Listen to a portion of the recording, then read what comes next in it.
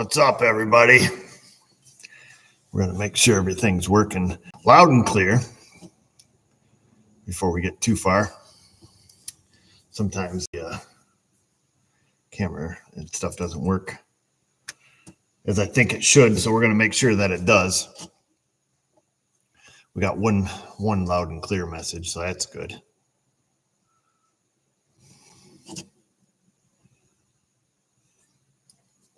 America, that's right.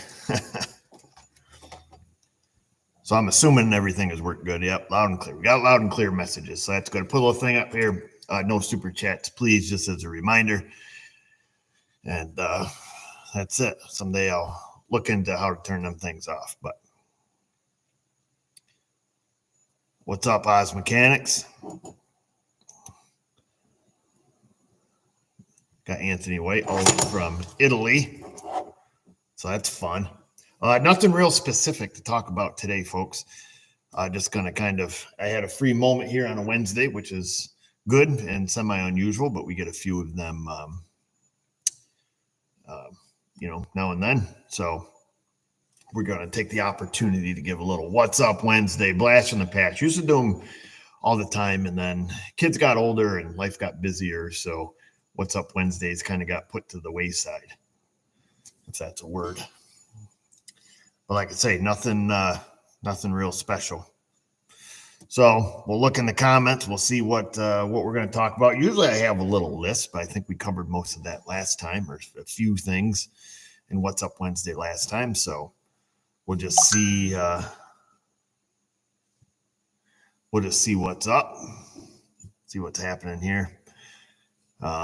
Where's Bones? So I don't get the Bones reference because I'm not a Star Trekker or a Trekkie. I don't know what Star Trek people call themselves, but my boy McCoy that comes here in the morning, intern from a local high school. Apparently there is a character on Star Trek that is named McCoy and referenced as Bones. But never watched Star Trek. Star Wars, never got into that. Wasn't a real big sci-fi guy ever. I'm still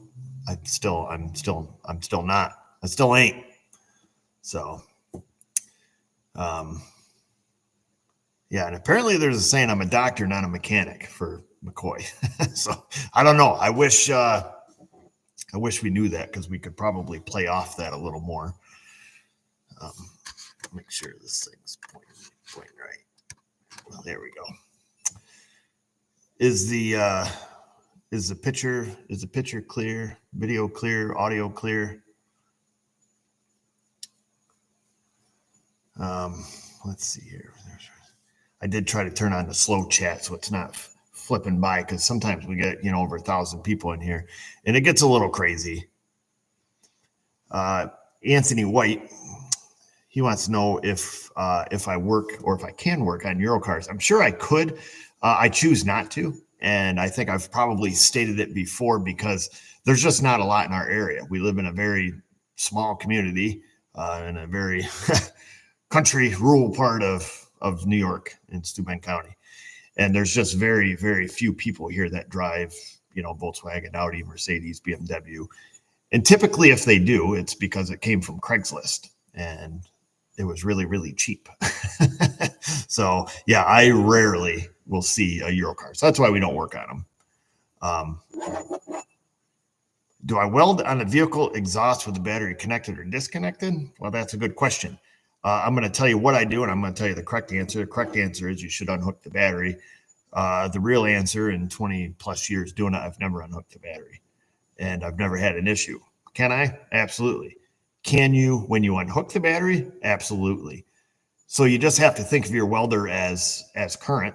It's going to flow from the tip of the MIG welder to the ground electrode. That's where it's going to pass current. I always make sure I have a good ground, and my ground, if you ever notice in any of my exhaust welding videos, is typically within about 4 inches of where I'm welding. I do know a guy, personally, he bought a brand new non-Hemi Dodge Ram, big 3500 Ram, Cummins diesel. This was probably in like 2020, 2021, somewheres around there. And it was a straight truck, putting a dump body on it. He was doing some welding on the front, had his ground clamped up there. And by the end of the week or whatever, they're doing some welding in the back. it ruined every module and almost every wiring harness on the entire truck because current was going from the back to the front, and it was taking the path of anything it could find, whether it was a module, a wiring harness, a ground through the vehicle, but basically totaled the brand new truck, had no miles on it, and did, I don't know, $10,000 or $15,000 worth of damage. So, and both of his batteries were unhooked. So let that be a lesson to you. Is Sheba still around? Sheba's my Siberian Husky. Yeah, she's still around. But our German Shepherd is a big fat baby, and he doesn't like to be home alone because he has anxiety or something. So Sheba stays home to keep him company.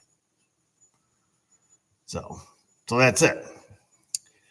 Do I work on any diesels? I don't. I rarely see them. And again, my brother works on most of those down at his shop. But again, the people around here that have diesel trucks that aren't making money with them or using them for, diesel type stuff. It's the 6.0. It's from Craigslist. It's been bulletproofed. The guy who owns it's the 17th owner, and he stole it. So, you know what I mean?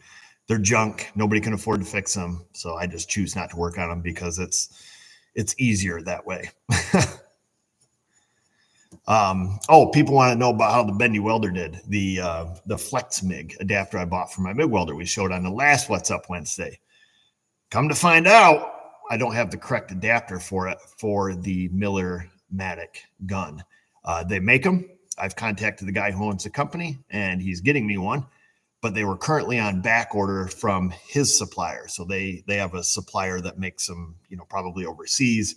And he was having some problems with getting the parts through customs. So like everything he has is there, but doesn't have it in his hands. So I'm waiting for that adapter, and then we're going to try it out. So let's see.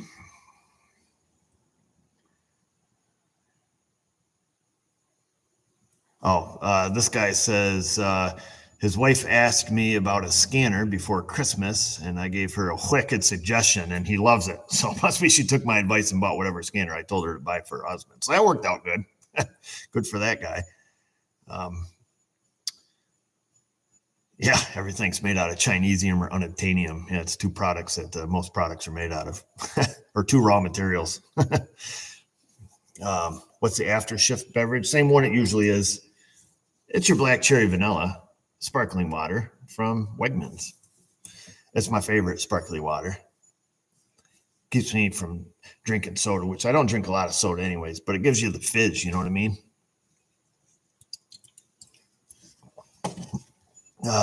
DIY Dave from Oklahoma City, Oklahoma. Let's see. Oops. Do I still use my smoker in the winter? Yes, I do. We smoke. Last thing I did a braised deer leg. So we save when we get our deer. The easiest thing to do with the front shoulders on a deer is to save the entire shoulder with the shank. So that's what we do. And then I'll braise them because most of that meat in the front shoulder and on the shank is, I don't want to say it's inedible, but you have to braise it. So what I'll do is I'll throw them in the smoker for like 2 hours or so till I start getting some pullback on the bones. I take them off, put them in a braising pan, or a roasting pan. I've got an electric roaster. Put them in that, cook them for about another 10 or 12 hours, and it is magnificent. Fall off the bone. Absolutely awesome stuff.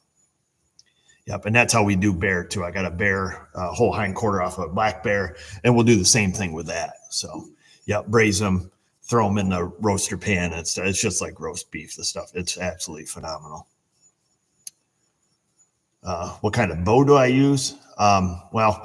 So my hunting bow I shoot an Elite. I can't think. We have too many bows. I shoot an Elite Envision, and then for target archery I shoot an Elite Verdict. Let's see. Is CWD bad in our area? It is not. So what they're asking about is chronic waste disease. In New York, it is technically illegal to bait deer, which it should be, because that's not hunting. That's just shooting deer over a corn pile. I know that's legal in some states, but the problem with it is it can spread disease amongst the herd because they're eating from the same food source. So that's where you get chronic waste disease, and that can wipe out a whole herd of deer. So, yeah. Yeah, I know I wear Matthews. Mrs. O shoots Matthews. She shoots a Matthews TRX 38 for target archery. And then, believe it or not, she still shoots a Missions MXR for hunting. And it's kind of funny because she'll shoot like the woman's opens class, for 3D archery, and then just annihilates them with an MXR. So it's kind of funny, but it's a really good shooting bow. She shoots it really well. So that's it. That's what I know about that. What do I think? What do you think about Subaru's 2015 Legacy? Loves his car, hit 180,000 miles on it, no major issues. Keep on rocking, man. 2015 was a pretty terrible year for Subarus and, burning oil and stuff of that nature. But if yours is good, keep on keeping on. Yeah, I can read. I see Wayne Walker says, can't you read? Yeah, we can read. Not great, but I can read. He's got CWD in his area. Yeah, that really stinks, man. I would be just mortified if our deer herd had CWD. That would be pretty awful.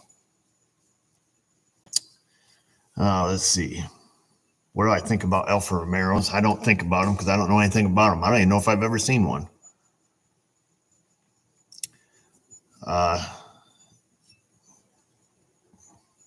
Oh, this guy says he's got a frozen video. Anybody else got a frozen video? Video stream still coming in good? I better make sure before we get too far. I know we had a problem last time.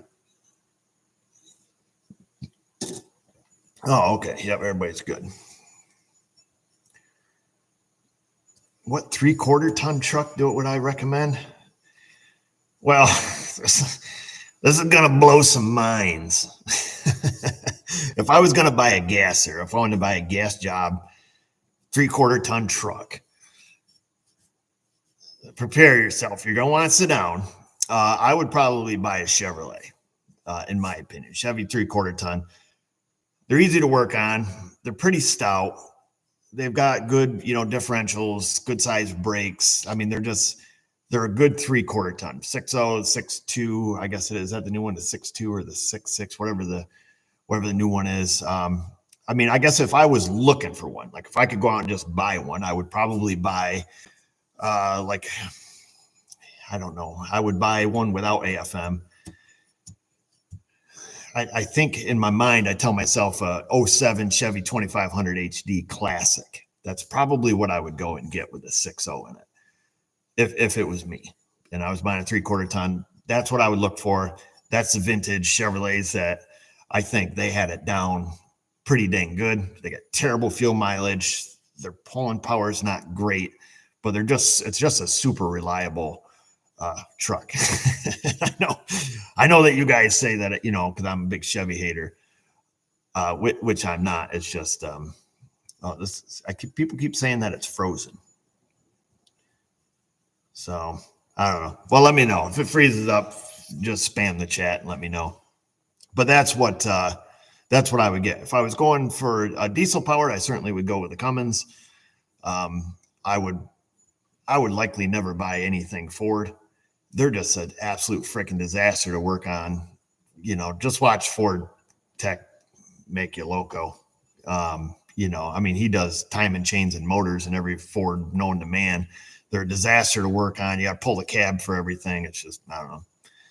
Yeah, I would either buy a Cummins if I had to buy a diesel, and then, I would look for an older 6.0, like I say, 07 Classic, somewhere in that vintage 2500 HD, but that's just my opinion.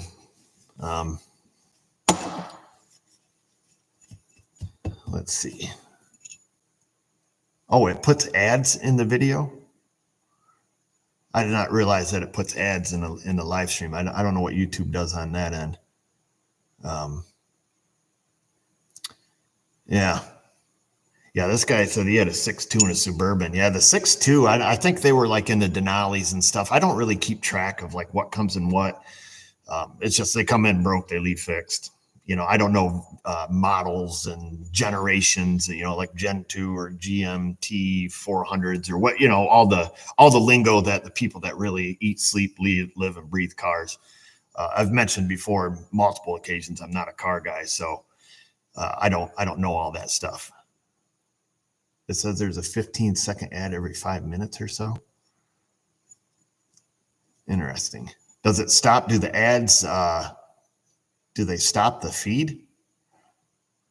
Oh. Well, sorry about that. I'll have to look into that. Now, I do know I was having problems with YouTube because I run ad blocker like everybody. And YouTube did an update on it, and it really crashed the YouTube, how it was working. It was, stupid slow. Comments wouldn't load. There was some problems there. So I did disable ad blocker on YouTube. But I don't know if if I should be saying that out loud or not, but I think everybody runs ad blocker anyways. Let's see. Oh, it's getting kind of quick here. Let's see. Yeah, most people are saying they have no problem. So, yeah. Let's see what else we got. Yeah, YouTube hates ad blocker. It had never been a problem until I would say probably it was like a month ago. I'm like, what in the world? What the world? I said is going on with the YouTubes, and then did a little Googling, and there was quite a common issue. Disabled ad blocker on YouTube, and it runs fast now. Of course, you get all the ads. Yeah, that's the way it is, Mike Miller. Just fix things. Like I say, I'm not a car guy, and that really broke a lot of people's hearts. I was surprised the one day that I mentioned that. And just because I'm not a car guy doesn't mean I don't enjoy fixing them. I like fixing cars naturally. Otherwise, this job would suck, which it doesn't.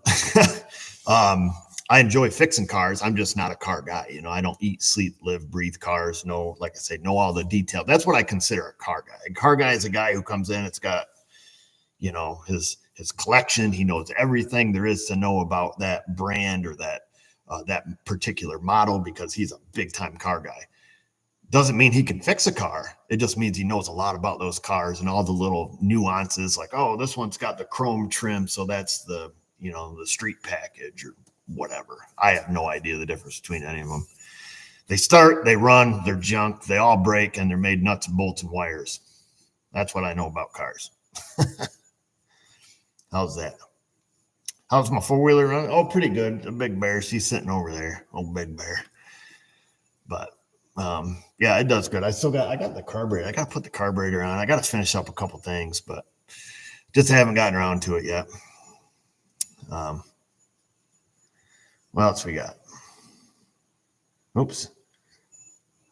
Oh, no nonsense, no how. It says you can turn super chats off. Just FYI, it's under the monetization tab in studio. Oh, okay. I will look into that. Maybe that's where I can turn the ads off too, or whatever. Am I going to watch the Super Bowl? I don't know. The only time I maybe ever watched the Super Bowl was when I lived at home with my parents, because it's just what you did, I guess. Or maybe it's because you only had so many channels and that's what was on TV. Probably not. I don't watch football or any sports. So, yep. What else we got? Who's my favorite YouTube mechanic? Oh, I don't know. I like lots of them. The main ones I watch are Ivan at Pine Hollow, Keith over at L1, and I've been watching a lot of Scanner Danner's premiums with McCoy working through the book. So those are the three main ones I watch. I do watch other ones that pop up if they look like they have something interesting. But those are like probably the main ones I watch. I shouldn't say that because that's not fair, because I'll go on a binge on somebody else's channel. But it's not fair to just give credit to a couple guys. But there's a ton of good mechanics on YouTube. Lots of them. Tons of them. I don't even like naming them because I always know I'm going to forget somebody, and I don't want to be that guy. So, what else we got here?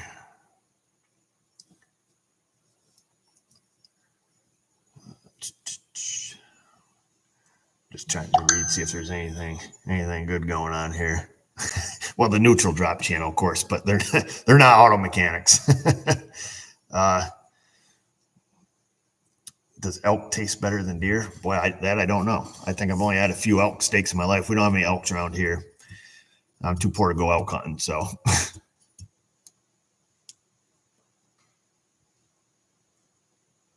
Let's see.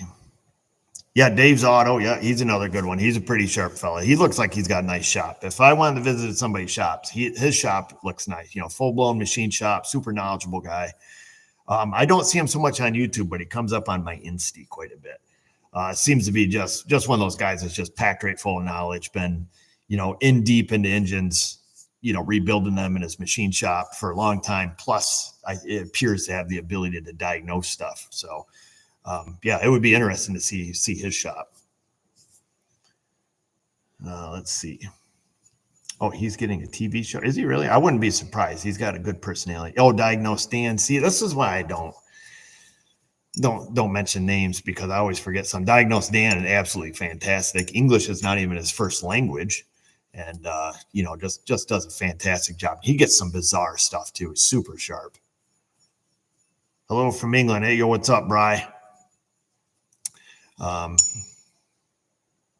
Dave is going on a Discovery Channel. That's what Robbins Auto Repair said. Oh, no kidding. That's pretty interesting. That'll be good. Good for him. I mean, I hope that works out for him. We were contacted on a couple different occasions from Discovery Channel, or, they're people that host pilot shows for them. And I've turned them down in each occasion, just because it just didn't seem really worth it just to be, on TV. They were, in both cases, they would give you the snapshot of the type of person they were looking for, somebody with mechanical ability, car show. You have to go to California, and they wanted to do, pilot series, shoot a series of pilot shows, but it was like for a week or longer in most cases, depending on if the show was picked up, and the pay just really isn't worth it versus what you would have to give up to go do it. For example, like the 1 week was like $5,000. They pay your flights and motels and all that stuff. But then what do you do if the show gets picked up? And, you put away your business, you put your business to the side. And to me, it wasn't a good economical choice. Yeah, money might sound enticing at first, but is it, short-term gain, long-term loss is the way I look at it. I don't know. Maybe I'm foolish for not doing it, but I don't know. I don't need to be on TV. We're on YouTube. It's like TV, just different. So anyways, I just didn't think it was a good call. Plus, then you got a boss, and here we ain't got a boss, and we don't have a sponsor, so we can say whatever we want. That's the fun part of it. Yep. Turned down some other offers throughout the YouTube career where big companies, like big companies, will offer you X amount of money to promote their product, like straight up just commercial. And somewhere's in the tune of like, 5 digits, we'll say. I'm not going to say exact amount, but it's into the 5 digits. And they want you to say, buy this big washer because this big washer is the best washer in the world. If you don't buy it, you're a loser. And then they pay you X amount of money. But then it takes the reality out of your show. It's just, all of a sudden what you say is really not believable anymore, because I don't want to tell you this is the best washer in the world unless I really think it is the best washer in the world. But if they're paying you, you got to say it. So I've turned down that, those offers before, just because it's just not fair. It's not fair to you, the general public, in my opinion. I don't think it's fair. Where can you get this washer? Well, let me tell you about this washer. This is a 2.5-inch washer. It's one of the best washers in the world. I'm just kidding. I don't know where it came from. I needed something. I was making a seal driver or something the other day. I think this might make an appearance in a video. I don't remember. So anyways, it's called, I don't know if that's a naughty word, so I'm going to say it. But yeah, that's it. So YouTube can be a hustle, and it can be pretty lucrative if you pursued each offer that was thrown at you. I mean, they come at you all the time from all different types of vendors, jump starters and thermal cameras and this tool and that tool. And it's just, I just turn down the offers because it just doesn't seem fair. Yeah. I'm not going to come and lie to you. DK Ross wants to know if I can shout out his wife, Karen. Hopefully she's not a real Karen. Oh, it's an AVE word. I didn't know. I don't watch enough AVE. Yeah, I edit my own videos. Let's see. Everybody's shouting out Karen now. Hey, girl. Let's see. How are my braces doing? Pretty good. I'm thinking we're in the home stretch now. I can't show you because I just ate, so I probably got a bunch in my teeth. Pretty wild what they can do with dentistry and braces and a little tiny wire that wants to go back to its original shape. I had 2 teeth that were impacted, like back behind my other teeth, and they are out where they belong now. 10 millimeter gap. Had to make a 10 millimeter gap to pull a canine tooth back out. And within a year, because it was last deer season I got them, this deer season's coming on. So it's about a year, created a gap that was 2 teeth touching. Give them the spreadaroo, hooked on the other tooth, pulled it in, bada bing, bada boom. I got one more to go that's almost in all the way. And then that's it. So, thanks, Wayne Walker. Yeah, so that's it. That's how that works. So works pretty good. Oh, I did swallow a wire though, which that kind of had me nervous. I didn't go sifting to see if it came out, but I assume it did. I had a wire that broke, and then there's a coil spring in between a couple of my teeth. It's called an open coil, creates room, and that wire broke, and I felt it, and I reached in my mouth and I pulled out the spring, but then I didn't find the wire, so I assume I swallowed it. My orthodontist wanted me to go get X-rays and such, just in case. She was pretty worried about it. And it's been several months. I think I'm okay.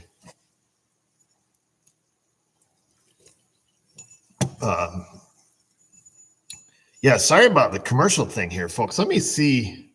Just stand by here. I don't know. I'm going to see if there's anything here. Oh, look at this. Let YouTube insert mid-rolled ads recommended. Ooh, watch this. It doesn't let me turn it off, but it says here I can make it conservative. Less interrupted viewer experience. Save. Let me know if that fixes it for you, folks. There's a little setting over here. Channel level settings. We'll see what happens there. Yeah, I bet I pooped it out. That's what I'm hoping for. It was only maybe 13 or 14 millimeters long, and it was super thin. I imagine it came out the back door. That's my guess. So, no, Dorman's never tried to bribe me. Yeah. I will on occasion if somebody wants a video, like if there's a company that wanted a video to host on their site, like has nothing to do with my YouTube channel, my people, or anything. They just want, sparkling water and chili. Whew. If they want just a video, like we did one a while ago for Cardone, we've done one for Allstate. We've done a couple videos like that where they take, thanks X Ranch, they take and just put it on they host it on their channel. It has nothing to do with Self-Made Auto other than my likeness, I guess it's called. Go ahead and do that. That's fine, because that doesn't seem no that means don't give super chats. Thanks, Fluffy. But yeah, that's it. Oh, what else we got here? The Snap-on truck. We do got a new Snap-on guy. Well, he's been around for a while. I had to get some warranty stuff from him today. It's up in my box. I don't have it yet. But who started the brake clean sound effect? That is the OG of the Self-Made Auto channel, Mike. And that started a long time ago. And evidently, there is some confusion that I stole it from Rain Man Ray. Well, let it be known that I gave it to Rain Man Ray to use because I thought it would be funny because, I don't know, there was some video he was doing and people were saying something like, he stole something from me. I was like, here, use this brake clean sound. That'll really get the people wound up. So it got the people wound up. Trust me. It did exactly what we needed to do.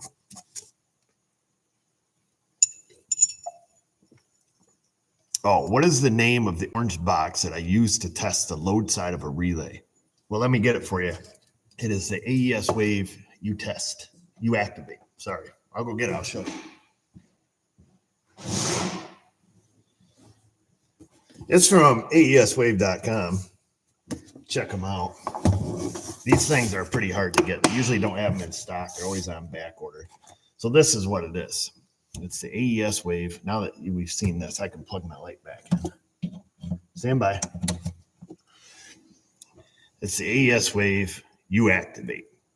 What this does, essentially, is it has a bunch of different cords that you plug in. You plug into the back of it. And then they have different configurations depending on what relay you're putting this in place of. So we've got a multi-pin one. You have, this style relay here, and there's several. There's one, two, there's three or four other ones. So you plug this in place of the relay and then plug it in the back of your box, this box, and it gives you the ability to turn on the relay. Essentially, it gives you the ability to test each pin 85, 86, 87, 87A, and 30 right across the top. And then it gives you the ability to switch on pin 87 or switch on pin 87A from pin 30, which pin 30, generally speaking, if your wire's relayed correctly, is your load side power. It has an amp clamp loop down here that you can throw an amp clamp on it, turn on the accessory, measure the current going through, the fuel pump or whatever. I've never read the directions on it, but that's it essentially. Apparently it has a 25 amp auto reset circuit breaker in it because that's what that LED is there. And then I've never really looked into what the other LEDs are on it. However, we used it in a Jeep video the other day, and pin 85 and 86 were inverted, at least from what the wiring diagram said versus what they are in here. And that is not uncommon. Pin 85 and 86, depending on the type of relay, whether or not it has a built-in, flyback suppressor diode in it, or however you want to call that, which one is powered and which one isn't. Oftentimes, you will see wire diagrams that the control side, 85 and 86, the wires are, one way or another. That, when we were looking at that vehicle, neither 85 or 86 were powered. And then we located it, or we traced the problem down to the fuse box, having just poor connection on the fuse. So that's that tool. You can check them out at AESWave.com. Give them a call. Tell them SMA sent you. Not that it does anything, but that's that. So that's what that is. It's nothing fancy. It doesn't really do anything other than give you remote access, so you're not down there in the box, looking for pins. If you can't afford to use one of those, there is another alternative, and that is these relay jumpers. Let me see what I got here for you. Stand by, folks. These are made by Lyle Tools, not a sponsor. There's the part number on that. It is a 60610. And then the other kit I have is a Mac Tools one. But if you just go on Amazon and Google like relay test jumper kit number 2, this will do kind of what that does. It gives you access to the relay pins. So you pull the relay out, you stick this in the box, you stick your relay on top of this, and then it has your pins labeled out here, like pin 1, 2, 3, 4, and 5. And then you can go through and check your load side, control side. Most relays only take about 100 milliamps to turn them on. So you can use your test light to turn it on. You've got big ones like this. And then they have pins, 85 through, 87A labeled across that side. So you can do all your testing with the relay in place, which is kind of nice. So these are good bits of kit here. good bits of kit to have. So that's that. If you're looking for some inline relay jumpers so you can test the circuit dynamically with the load in place, these are the things to use. So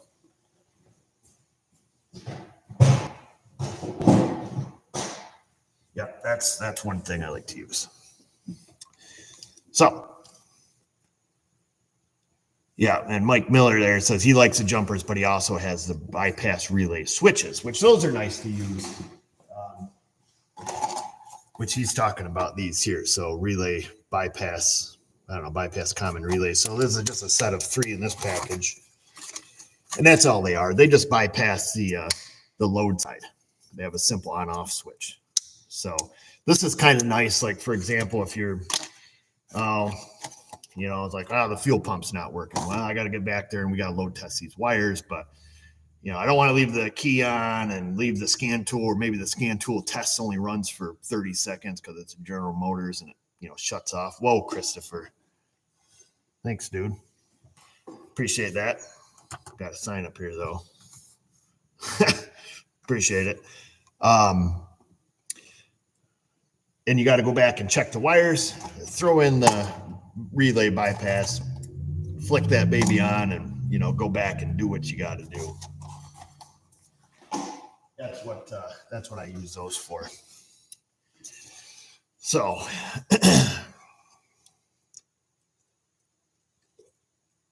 so that guy just says he says, dang, ads. I turned them down as low as they go according to the YouTube settings. So I apologize if you're getting smoked with ads. Let me make sure it still is there. Yeah, it says, oh, you know what?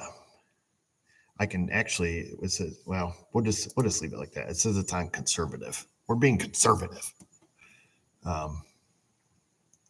2 ads that time. Let me turn off maybe. Oh, you know what? We can choose how mid-rolled ads appear. I'm going to have to fiddle with this later. Oops. Discard changes. Okay. I'll have to fiddle with that later. Come on, Randy. We'll have to fiddle with that later. I don't know. That's all in the control of the YouTube people, as far as I know. Karen says she gets no ads. And same with Blazer 02 LS. That guy's been on our YouTube channel, I think, since the beginning. Don't know his real name. Makes very intelligent comments. Don't want him to think he's going unrecognized. Do you have a team who edits the videos? I guess if I'm a team, I'm just a one-man band, man. I do the recording with my little handy cam, and then I go home and edit the videos. So they're in my pocket. They're on my little jump drive. The thing's gone through the wash like 45 times. Works like a champ. Thing's solid.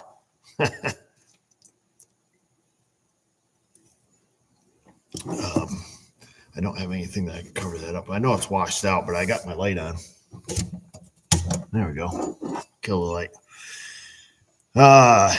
Colin's been with us since 50K subs. Yeah, no kidding, man. Thanks, Colin. You go recognize too, my man. Let's see. The first car I worked on as a professional, dude, I have no idea. I mean, I've been fixing junk since I was a little kid. The very first, let's see. I meant you can't read the other super chats. Oh, that. Oh, no. Well, I hope I didn't miss it. I'm sorry if I did, but the first sole memory I have of like a hardcore mechanical endeavor was my 1972 Honda CT70 mini bike. Wanted that baby bad. Found it at a yard sale in a box. Motors tore to pieces. It was the very first engine I rebuilt, which I did. I had to get new piston rings and valves and all the stuff for it. And then didn't want to wait for my dad to help me. Did it myself. Threw that time and chain on there like a champ. Smashed every valve in it. Well, both of them. Because I really didn't have a clear understanding of timing marks. I knew valves had to open and closed, and spark had to spark, and gas had to do what gas does, but I didn't know how to do it all at the right time. So Needless to say, the second go round, I let my dad help me, at least put the timing chain on. Lots of stories with that. Seen one on Craigslist the other day, $11,000 for a Honda CT70. Fully restored, mint condition. Thing was absolutely gorgeous. Had matching helmet too. Had a matching gold helmet. So, needless to say, I think I only paid maybe around $100 for mine, but I got $10,000 worth of use out of it. That thing was fun. I got more stories on that little mini bike when I was a kid. Yeah, I would love to have another CT sign. I think it was cool. 3-speed automatic, gas tank under the seat. I'll tell you, I don't know, maybe I've told you one time before, or if I have, I apologize for a double story, but I almost burned down my dad's shed and potentially our house as a child. So I would take my CT70 at the time. My dad did road service calls. So behind we had a Ford F Super Duty with a Century body, or it had a Century body on it, or Holmes body, no, Century body. And so he would do service calls at the truck stop and, change big truck tires and stuff like that. And, trucks were froze up and get them unfrozen, fix airlines, things like that. So anyhow, in that truck, he had an air compressor, a gas-powered air compressor.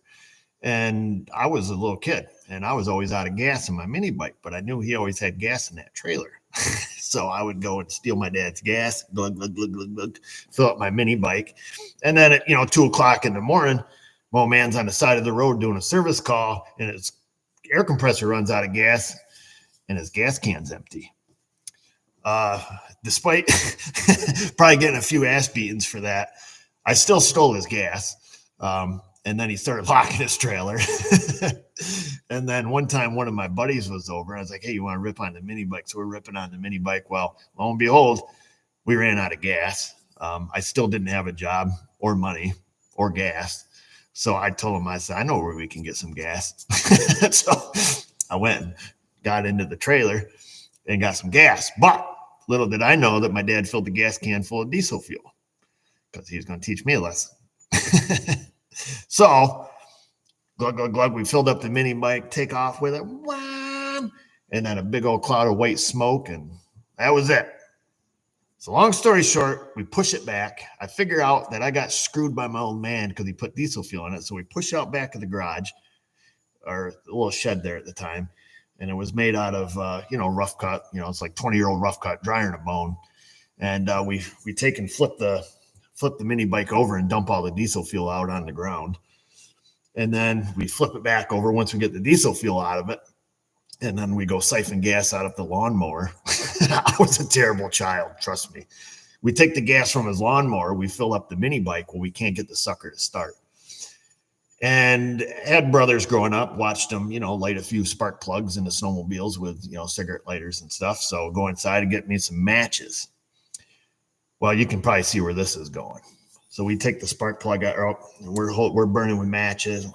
Next match. This thing's not really getting dry. Well, one of the matches got down to my little fingers. I threw that.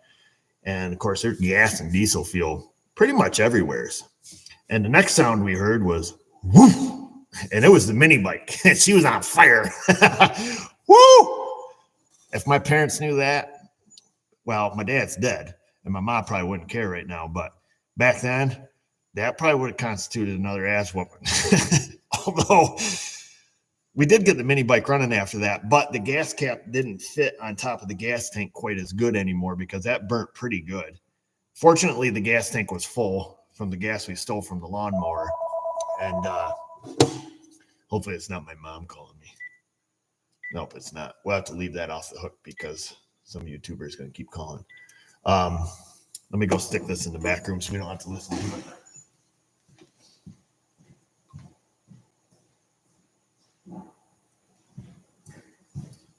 So that's how we almost burnt down the shed. My buddy, he's long since moved on. I don't know where he lives now. We were childhood friends, and he's long gone. But he's still alive, last I knew. But that's what happened to the CT70. We lit her up, and then I never stole gas from my dad again. I probably did, but for at least a week or two, I didn't, and I never told him. Yep. Yeah, the gas tank was plastic. It had a plastic cap too, but when the top of the tank was burning, it started to melt down in. I'm pretty sure, if I remember correctly, we put it out with rhubarb because my mom used to grow rhubarb around the back of the shed there where we dumped all the diesel fuel, and they have big leaves on it. I remember kicking it and doing all kinds of stuff trying to get the fire out. So we probably put it out with rhubarb. Yep. So that's the CT70. And then from there, got a lot more stories with it. Good times. Good times. It eventually ended up spray painted flat black, Hoosier stickers on it, and then ended up at the bottom of the river. That was its resting place. Yep. Yeah, dads just know. And now, as I was growing up, I remember my parents telling me, I hope you have kids that act just like you. And guess what? I got 3 of them. So we've had some experiences. Yeah, we'll leave it at that. Let's see. Oh yeah, we had quite the childhood. Yeah, your parents cursed you with that. That's why I tell my kids all the time right now. I said, when you get a house, I'm gonna come in, I'm gonna turn on all the lights, I'm gonna open the doors, I'm gonna open all your cabinets, I'm gonna put dirty dishes everywhere, I'm gonna piss all over your toilet seat, and then we're gonna leave. And we will, mark my word. I know, Mrs. O. Them kids got it coming.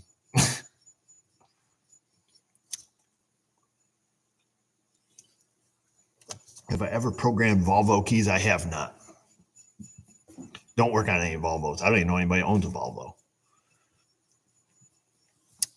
Let's see. Oh yeah, so this guy in the chat there said he sent me this license plate. This license plate right here, it's getting a little dusty. I have to wipe it off. Gotta leave it up there in the player rack. Fits nice. We got lots of license plates kicking out here.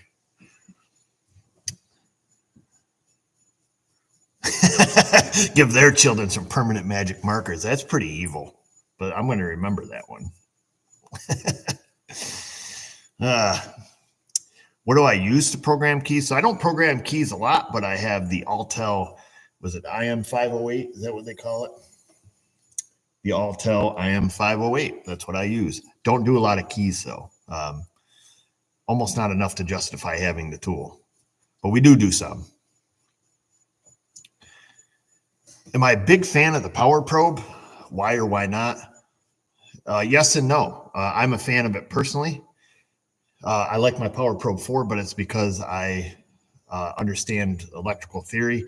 I understand how the Power Probe works precisely because I've read all the instructions with it. I know its impedance. I know what it takes to activate the LEDs versus the tone and can understand what it says on the screen. Giving it to a new guy, I would say no, it's an absolutely terrible tool. It's a good tool for what it is, if it's used within its limitations, because it has limitations. So I hope that answers the question for you. Might be a wrong way of saying it, but for what it is, it does exactly what it says it does. But it does have limitations. So, and it can be dangerous if you don't know how to use it. It can be very dangerous. Oh, welcome to the early access, Al. Yeah, it's good for letting the smoke out. That's what Robin's Auto Repair says. And he is true. If you don't know how to use the tool, it is extremely dangerous. Incandescent test light, not dangerous. Power Probe, super dangerous. In the wrong hands, you know. Incandescent test light, you can poke just about any wire on the car. You're not gonna smoke a module or do any of the stuff that, you know, the rumors have. But is this still alive? It is, Wayne. We're still alive and well.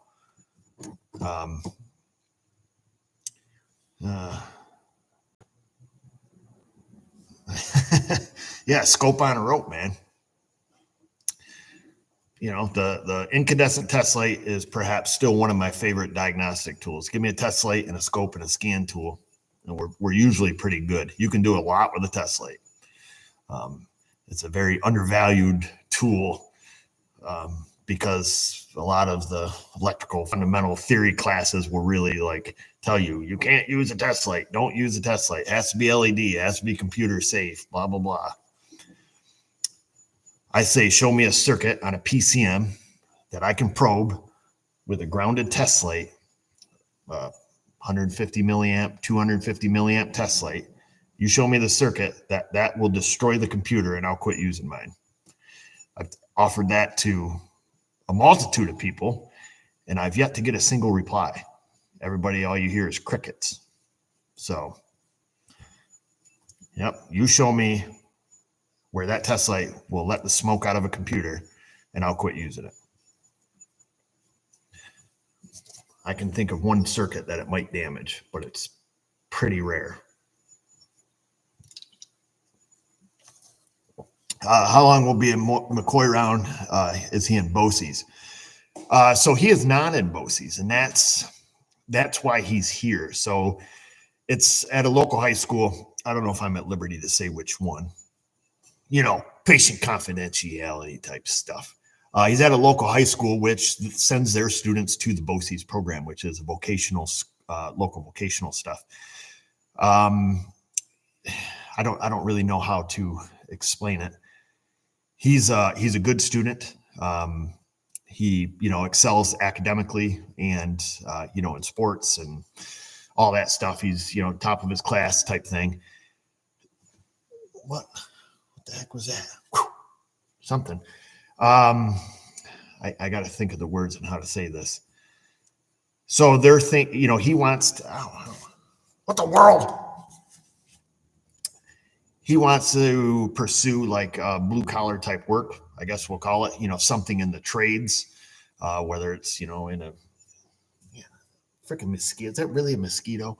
Something in the trades, perhaps in a union. I don't know, something working with his hands, some type of physical type blue collar work. I don't know if that word is appropriate or acceptable in 2024, but that's the word I'm using.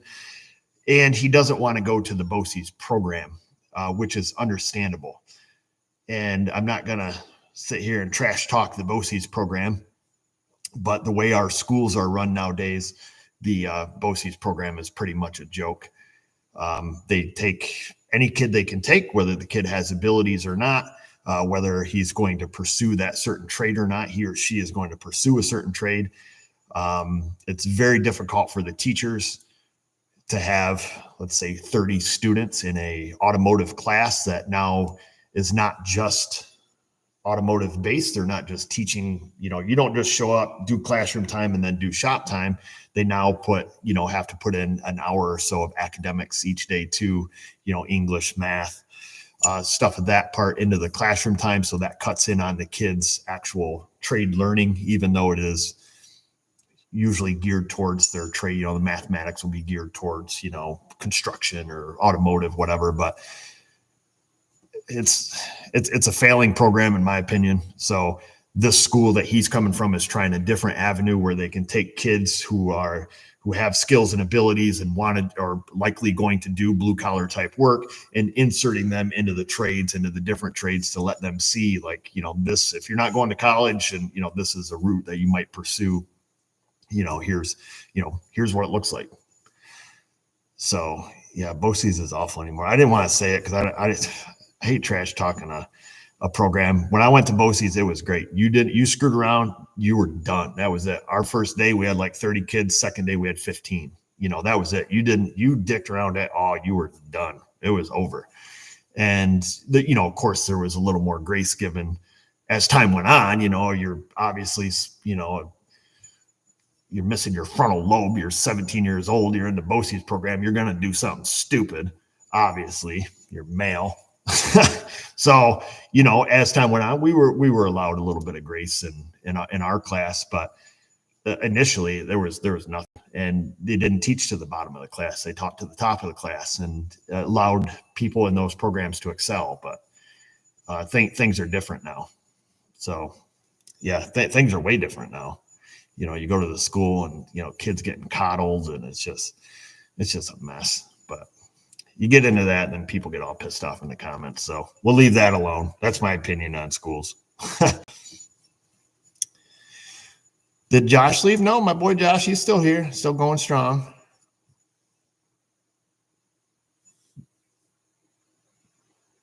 Let's see. Well, that's how it is, JD. They do half a day in regular school, English, science, math, et cetera, academics, and then they go to BOCES. But now when they go to BOCES, there's more academics. So, you know, it cuts into the trade portion of it, the learning part. And then with the shortage of teachers and the inability to, you know, kick kids out of class, you know, troublemakers to get rid of them, it just becomes a dumping ground. And, you know, you just end up with a class full of bad kids. And, you know, I'm not saying every kid deserves to be kicked out. I don't know, you know, different kids' home lives, things like that. Maybe they need this adult mentor, but play stupid games, you win stupid prizes. I mean, I don't know. I'm a little cynical when it comes to some of that stuff. If my kid goes there and he's screwing around, throw his ass out. I mean, that's just tough luck, dude. This is how the real world works, you know. Yep. It's just, I don't know. Things are different. Does McCoy enjoy working at SMA? I think he does. If he doesn't, I have asked him and he says he does. So I have no reason to not believe him.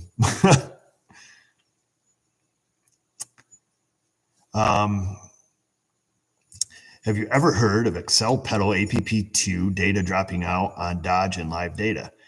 Yes, that is super common, and it is part of the circuit check. So if you want to see that for yourself on live data, it doesn't accrue data quick enough to see the regularity of that. But if you put a scope on it and you're looking at your APP signal, you will see that drop out at exact time intervals, regardless of APP position. So if you're seeing that in your live data, that is not broken. That is just how it works. I think you can find that. I think you can find that in service data, perhaps. I remember the first time I saw that, though. I was thinking like, aha, found the smoking gun. And then you see the regularity to it when you put a scope on it and you're like, wait a minute, something ain't right. Yep. Let's see. What brand of scanners do I prefer? Short answer, Autel.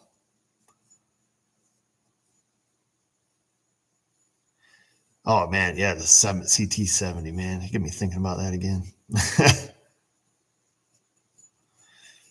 I did not pay McCoy. He is here on an internship simply to observe and learn. I do have something in mind for when it's over, but currently, no, I do not pay him. He's here from school. Do I need another CT70? I've seen them on the Craigslist and the Facebook Marketplace. I don't need one per se. But anyways, where do you buy good quality Toyota parts? I buy my Toyota parts from the Toyota dealer, and they're as good as quality as OEM. Let's see.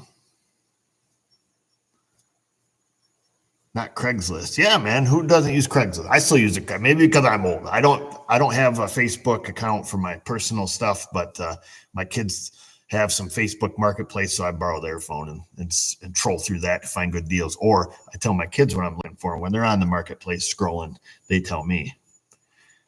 And then we go from there. Yeah, so I still use the Craigslist. Any junk aftermarket parts recently? Oh yeah. I'm alive and breathing, ain't I? They're getting worse by the day. It's getting to the point where I have been doing more OEM. Like, for example, I got a Subaru out there. I got a Subaru Crosstrek out there. It's got the shimmies and the shakes and clicking and a clanking when you're turning the corners. And I just bought, I just quoted a lady on OEM CV axles. I'm like, if she wants aftermarket, she can just go somewhere else, because I am not going through that. I don't even want to put them in if you bring them to me. And we just did a video. Well, it's not even out yet. It's in my pocket still. I don't think it's out, on a Ford EcoSport. Same thing. Front axles clicking, crunching, snapping. And, we put in some Motorcraft, brand new Motorcraft. Yeah, you know what? They're twice the cost of or aftermarket, but I got no freaking problems. They fit perfect. They don't shake, shimmy, rattle, rock, roll, nothing. They're good. And I will, if they're $250 versus $150, tough titty. Take it or leave it. if you want,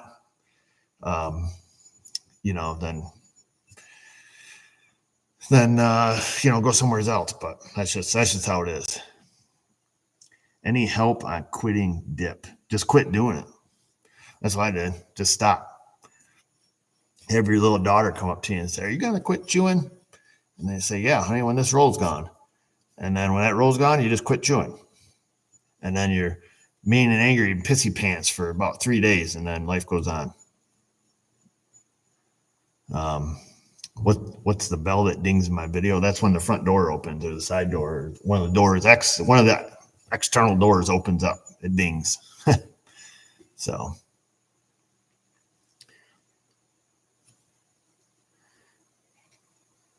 So John Myers says he gets a 100 milliamp draw every 12 minutes for 1 second. Ford Focus, not the security light. That's interesting that you mentioned that, John, because I just watched a video from a young man.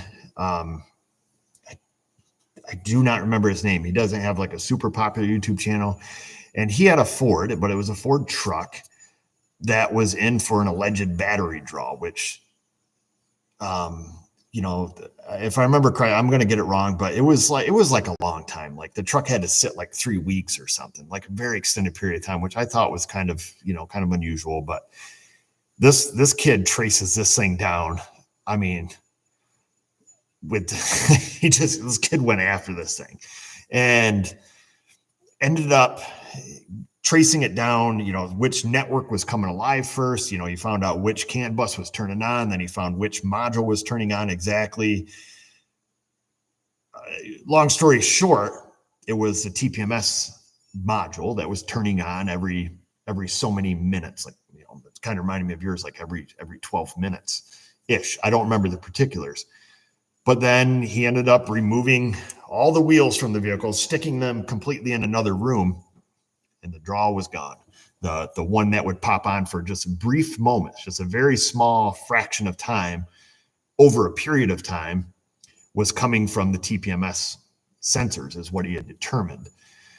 As he was bolting the vehicle, he had the tires all sitting away, and then, long periods of time went by, no draw, brought the tires over, started bolting them on, and, modules turning on, it's going haywire. I commented on his video and asked him if he had ever tested a known good. Like, is this, he made a determination that the TPMS sensors are bad.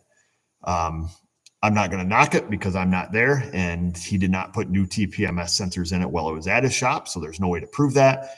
I asked him if it's a normal function of that vehicle. Did he ever test the same make, model, everything, sitting stationary? Because his current draw over time was still in the extremely low milliamps, like 8 milliamps or something, almost nothing rather. So that makes me wonder on your car. I say that to say this, that it makes me wonder on your car if that's the case. I'll answer that question in a minute. If you have a lift and without doing any like super in-depth testing, it would be curious to take your car and unbolt all the wheels and roll them over a long ways away from your car and see if that draw is still there. I need to find that guy's video. It should be in my history, but it was an interesting video, and his approach was really good. That's what I was impressed with. That's a really good way to start narrowing this down, because he knew he had a module turning on, but the way he tracked it down was very methodical, but it took days, days and days and days, weekends he was working on this thing. But I don't know how much he edited out, but it looked like a pretty solid thought process to me. So this guy wrote here, it wants any recommended tools to improve his diagnostic abilities. My answer to that would be knowledge. If you want to improve your diagnostic abilities and do it in a methodical type way, the Scanner Danner Premium channel is great. The way he's got it laid out. If you're just looking for, just to get started and you want to get out of this death trap of flow charts and start understanding electrical theory, I think he does a good job. So that would be my suggestion. That's the best tool you can have, is the one that's between your ears. If you get that thing working right, it doesn't really matter what kind of screwdrivers and stuff you have, So that's my thoughts.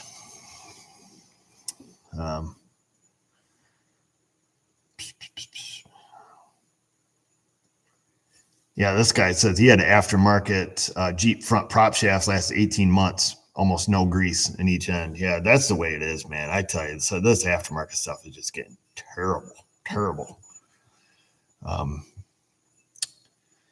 Let's see. Oops, let's get these things a quick click and we'll find one here. Proline Automotive. That's Andrew right down the road in Dansville, New York. So we're at exit 1. He's at exit 4 or 5. That's your Dansville exit here. If you're on the 390 northbound. Why don't I have TV? Is there anything good on TV? No. Not that I've seen. How did I meet Mrs. O? Oh, that's a long story. Back in school, back in the BOCES. I was a bad kid. She was a bad kid. We were bad kids together. And now we're married and we have kids who act just like us. Isn't that ironic? Don't you think? Don't get me singing it. Get some Alanis Morissette going on in here.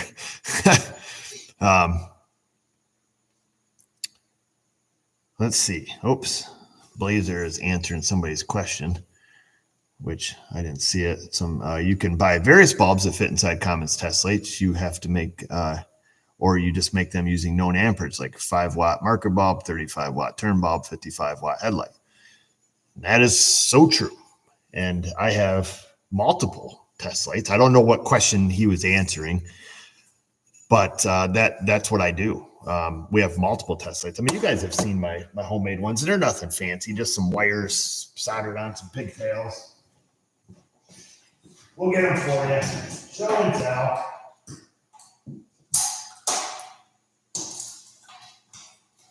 Stand by. So, it depends on what kind of load you're trying to substitute. This right here is about 100 milliamps. Use my lowest. It'll barely turn on a relay, but it still turns on. This one right here, 175 milliamps. The other one in there, which I didn't bring, is 250. This one here, I got marked at 4 amps. It's just wires. I take a needle and I solder it on the end, put a little heat shrink on it, and that's that. This one here, we got this labeled at 250. This one here, I didn't label it, but it's around 2 amps or so. It's your classic 3157 NA probably.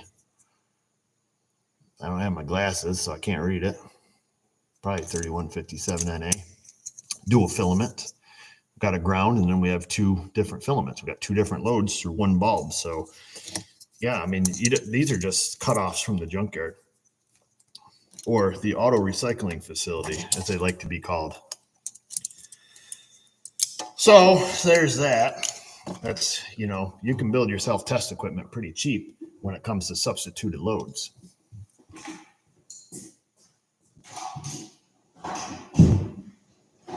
Just in case you wondering, you don't have to have $1 million bazillion tied up in it.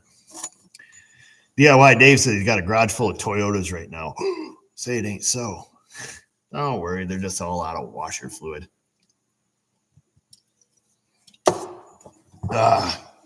What kind of wire strippers am I always using? Snap-on ones, my favorite ones. Not a Snap-on fanboy by any stretch of the imagination. These are my favorites right here. Plug in the light. I did buy a pair of Chinesium ones to see if they're any good, and they were garbage because people are always asking. So, because most people don't want to buy these off the Snap. These are $65, $64 and some change. They're perhaps my favorite pair of stripper crimper doodads. You can no longer see the part number on them. Yes, you can. I need to get my glasses out. It is, if you're buying them from Snap-on, it is a Papa Whiskey Charlie Sierra 7 Charlie Foxtrot would be my assumption. It looks like an S, yeah. Papa Whiskey Charlie Sierra 7 Charlie Foxtrot and I got these from the Amazon. They look just like them. But as lots of things in life, looks can be deceiving. And they are deceiving. They're junk. So don't buy the cheapies from Amazon. They don't work that good. I got them because they were cheap and people are always asking. And I thought they looked like a pretty good knockoff of the Snap-on. And they sit up on my board now. And I don't even know why I keep them because they don't work. I like those ones. And then I like these ones. These are a straight on one. So you can come straight onto the wire. Let's say you got some wires. You got a pigtail and it's in a tough spot. And you can't get in there sideways. So you can come at them straight on. These are also made by Snap-on. Now, I don't use these that often. They've got your classic screw cutters on it because, you know, we're always cutting machine screws like nobody ever. But, yeah, these work good. Straight in. I think we used these the other day in a video. If not, it's a video that's coming out. And these are a Papa Whiskey Charlie Hotel 7, PWCH7. That is a part number on that. Maybe you can see that one. And these are a sometimes, but not always. Yeah, I like them. But I don't use them all the time. So I like these things. Let's see. The Carlisle ones like that are nice too. Oh, okay. That's good to know. I will have to look to see if they show the Carlisle ones. Because I like to put links, but you can't put links to Snap-on. Well, I guess you can. But I like to put links off Amazon because if people buy stuff there, we get a little kickback, you know. That's how that works.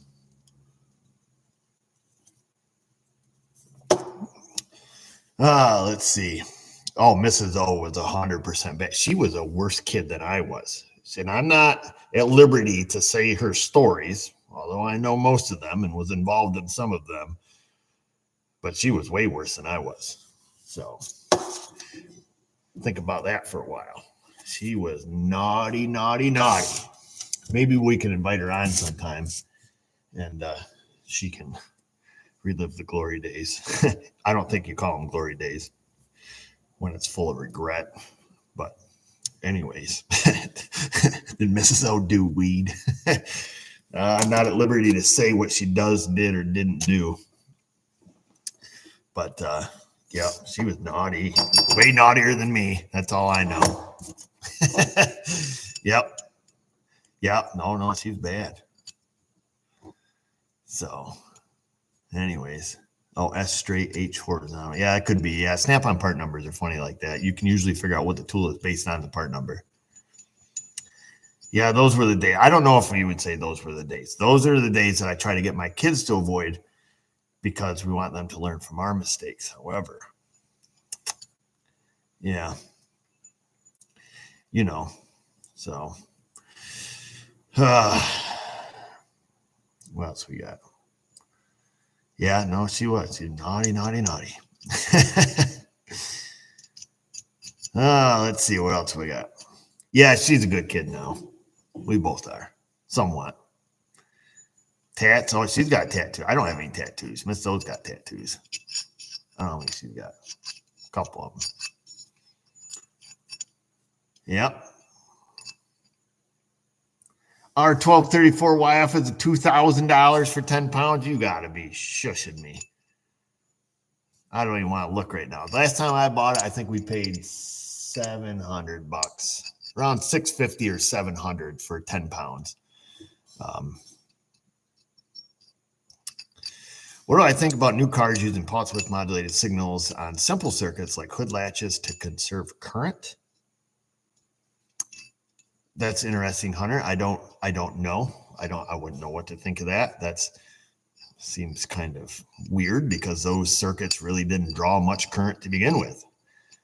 I would be curious to know if that is indeed is how they're working simple circuits like switches. Is that necessarily why? I would have to think about why they would use a PWM circuit on a simple open close switch.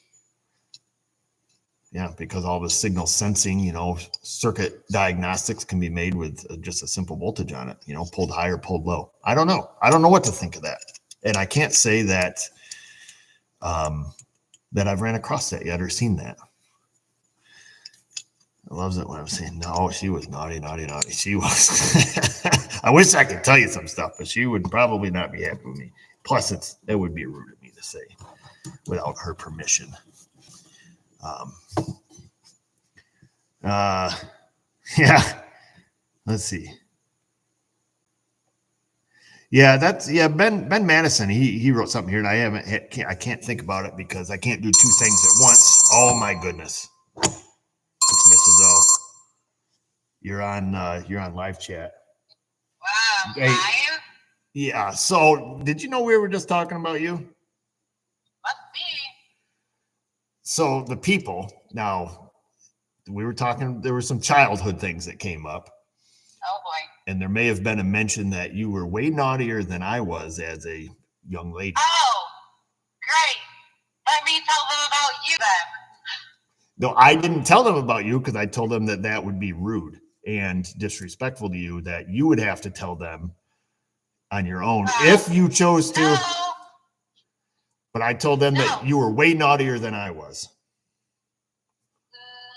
I think that depends on who you ask. I'll ask you. And what you consider naughtier than another thing that's naughty. I'll ask your mother, then I'll ask my mother.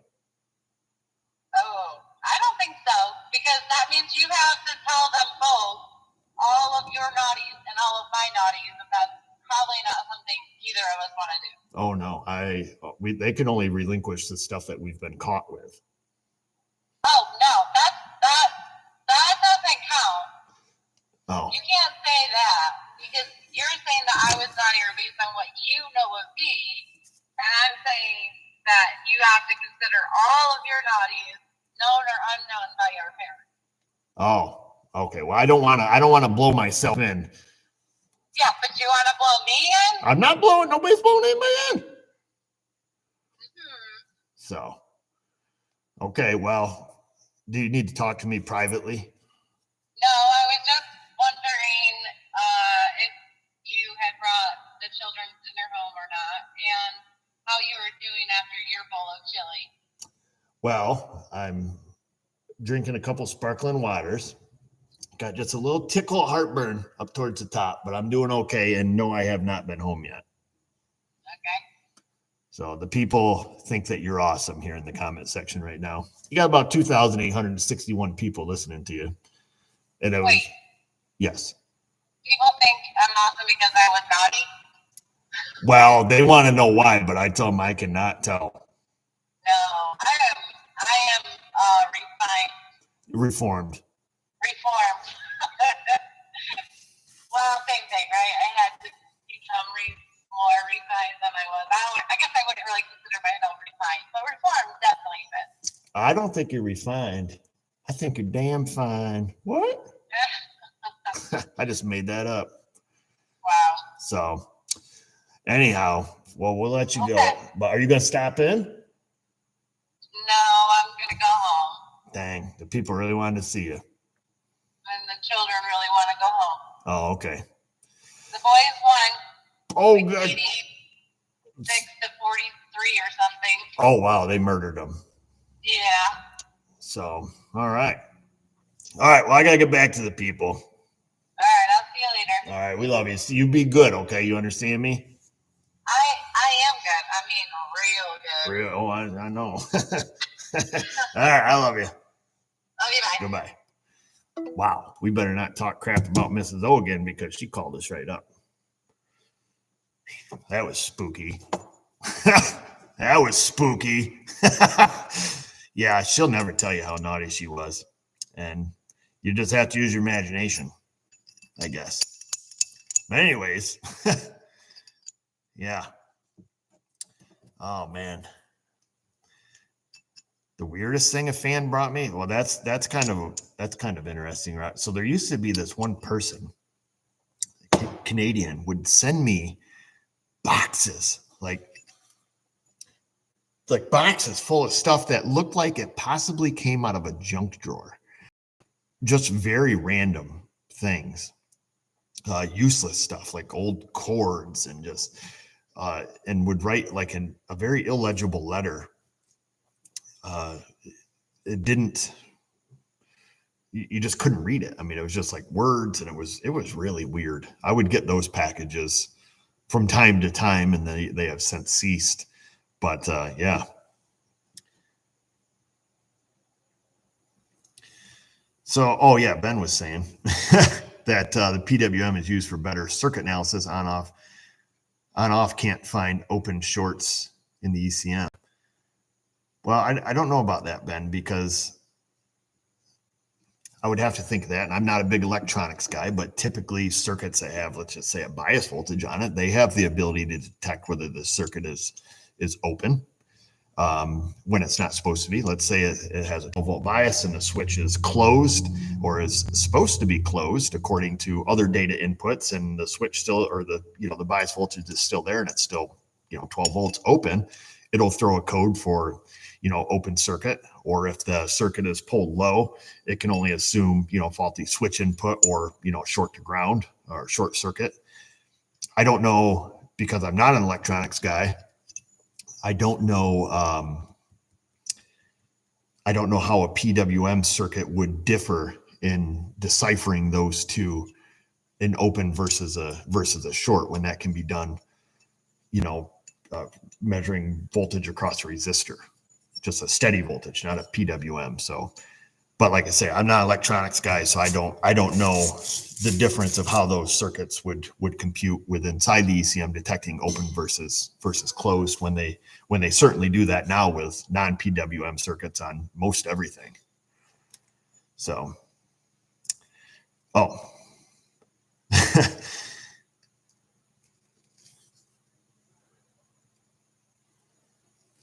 Yeah, so he gives an example for a hood latch. If the switch is open or closed, you can't tell if the wire is broken or the switch is open.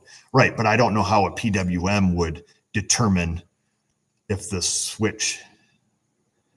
I would have to see a diagram for that to see how that works, if the switch is open or closed or the wire is broken, because with steady voltage, I mean, it would determine, opened or closed, which would be the same signal received. If that switch just simply pulls to ground and not through, like a variable, it didn't just reduce the voltage if it was either on or off.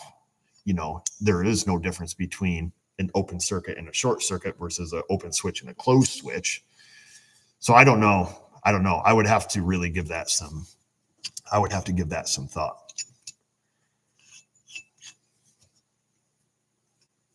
Yeah, because an open switch, closed switch isn't going to signal any different than an open circuit or a short circuit, open or short to ground. So yeah, that's interesting.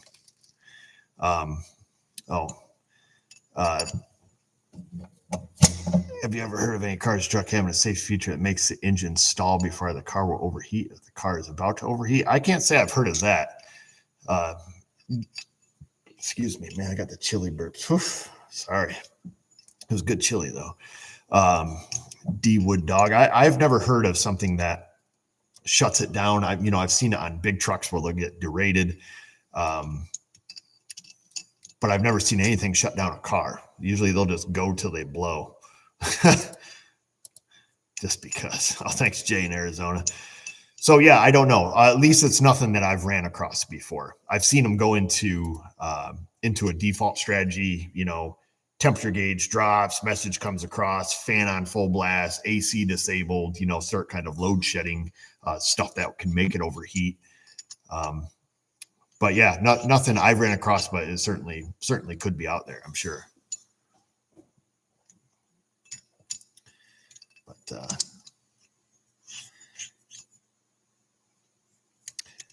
how's Vinny? I can't really say that for sure, Derek, but I did hear rumors that he did pass away, but I don't know that for a fact, so I don't want to spread that, even though I just said that out loud. I was going to talk to one of his caretakers when I see her next and find out, but I did hear that, and I asked Vanessa about that the other day, and she had mentioned that she had heard that he passed away, but I don't know that for a fact, so please don't spread that rumor. That tweak has problem following instructions, obviously. Let's see. Was missile not enough for contempt like the video where he just says?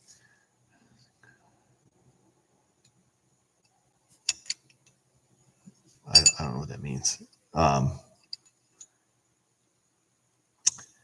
Let's see, where are we at here? How does the AV cart work in the shop? Oh, really well. So he's talking about my tool carts here. So I've got two of them. We got one there, one there. One's got like, a cord with a power strip on it. And the other one doesn't. I like them because they're tall and they're great. And they got 3 shelves. When you're working on stuff, you got your tools, you throw your parts down there. And the regular tool carts that you buy, manufactured tool carts that you roll around, they're so dang low. They're awful to work with. You got one shelf, maybe a drawer, but they're so low to the ground. If they were up another 8 or 10 inches, they're great. And I love using AV carts. That one has been really beat up. That one's pretty rough shape, but those things are fantastic. You pick them up at auction, super cheap, and they work great. Those are probably my favorite work cart out of anything is old AV carts. I love those things. Yeah. Let's see. Just trying to read something here. Cart's great to have. Sets, parts, tools. Yeah, exactly.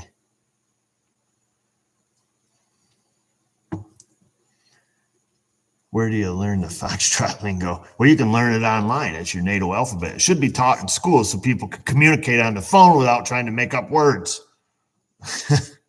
That's the easiest way. But they don't teach that kind of stuff in school.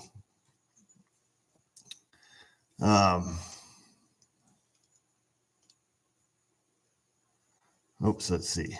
Nope, they don't hurt. They're not needed in New York. Oh, I'm not sure who he's talking to, but yeah, they're not needed in New York, whoever you're talking to. Message for Luna. Psst, psst, psst. That's pretty funny. Luna's inside sleeping right now. She's a good kitty. Cat's in the office sleeping. Dogs are at home, like barking at something. Yeah, that dog, that German Shepherd, man, that dog, they just bark and bark and bark. He barks at anything. Leaf blows outside. He's bark, bark, bark, bark. Got to go get it. Got to go get everything. Let's see. What else we got to talk about? Yeah, no, Luna's my shop cat 24/7. And it kind of stinks because when we're off for like a week, I hate leaving her here, but I come down and visit her every day when we're off. So, yeah. So, yeah, she lives here. Our German Shepherd really, really hates cats. Lovable dog. Nice boy. He's a good boy, purebred good boy. But when it comes to cats, he is not nice. We'll just say that. He really, really hates cats. Super bizarre. I don't know where he got that from, if it's just inbred in him or bred into him. But that dog, I've never seen a dog have such a hatred for another animal. But we don't have any stray cats at home.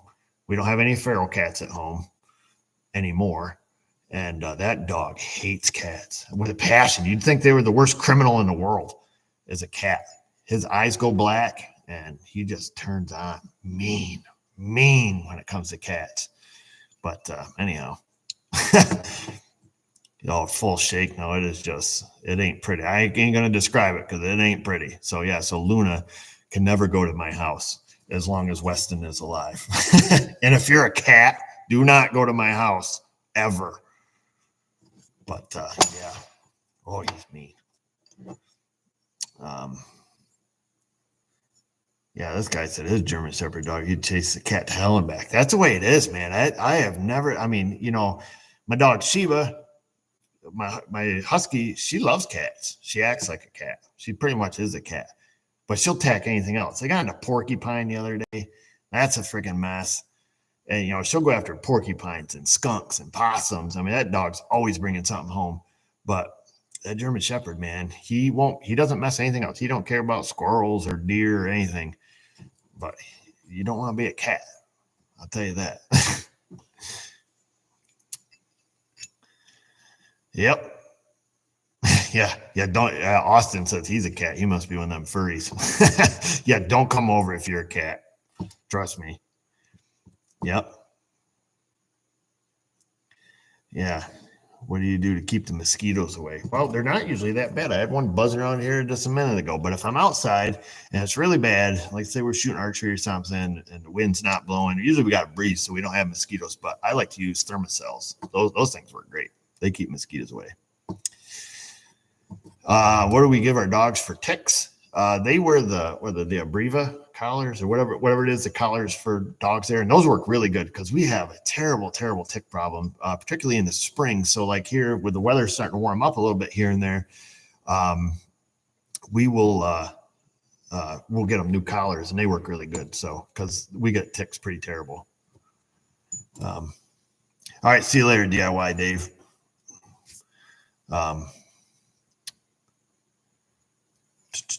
Have we ever stacked arrows like shoot a Robin Hood? Oh yeah, that gets expensive. So you try not to do that.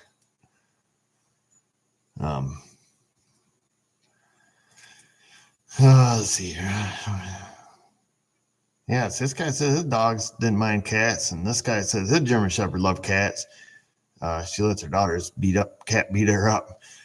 That's the thing. Yeah, I don't know where it came from. Oh, Brevis for cold sores. I don't know. Whatever the collars are that the dogs wear, they don't get cold sores. Weston is our German Shepherd. He is missing a couple of teeth though. He got hit in the face with a baseball bat on accident, and so he's missing a molar. Well, I guess just one. It's one of the big molars in the back. But yeah, Abreva. I don't know. I just said whatever commercial comes on. So yeah, Trinity hit him in the face with a baseball bat. He likes to chase the ball and she's throwing it up and he'd come at the ball. I told the kids all the time, you don't do that. You're going to end up hitting that dog. Yep. Whack, smacks right in the face. Broke his tooth. Didn't even care. I'm like, I don't know how you would have stopped one of them dogs if it was ever attacking it. She full baseball bat swing that thing, chunked him right in the face. He went down, he yipped a few times, grabbed the ball, threw the ball back on the ground. We're ready to go again. Blood running right out of his mouth. I'm like, you're crazy. So needless to say, he had to go to the vet because you could clearly see the tooth was like busted and, it was broke right in half. Didn't even care. I'm like, you're out of control, dog.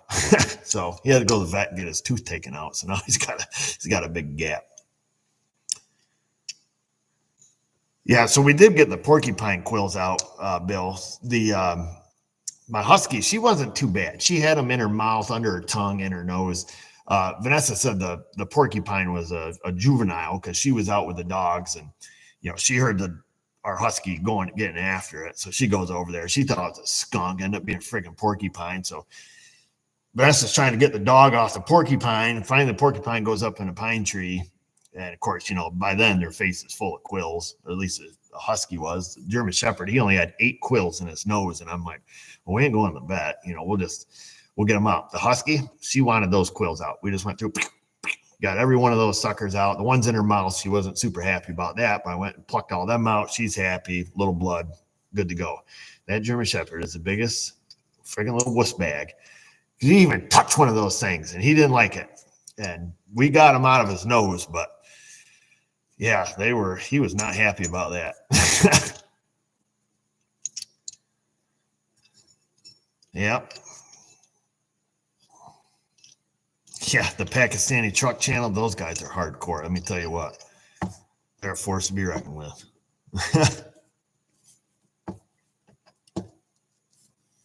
Let's see. Oh, they must be talking about having certifications. If you have to have certifications to work, yeah, you don't need certifications in New York.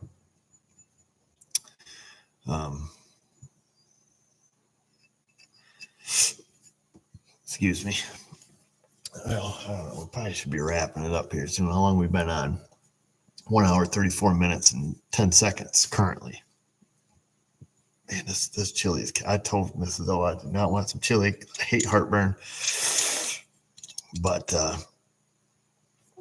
yeah, lucky over the years, quill's not sunk deep enough to need the vet. Yeah. If we can avoid, going to the vet, if you can get the porcupine quills out yourself. But if it's a mature porcupine and they take a hit directly in the face, usually you got to go to the vet because those things are quilled or barbed so hard that you can't get them out without a lot of problems. So, but yeah, porcupines, man, I hate porcupines. I mean, I don't mind them. You see them, they're about as fast as a sloth. You just kind of let them go. But the problem is when your dang dog chases them. I'd rather have them chase a skunk. So, but the last time they got skunk sprayed, my husky's white, like bright white.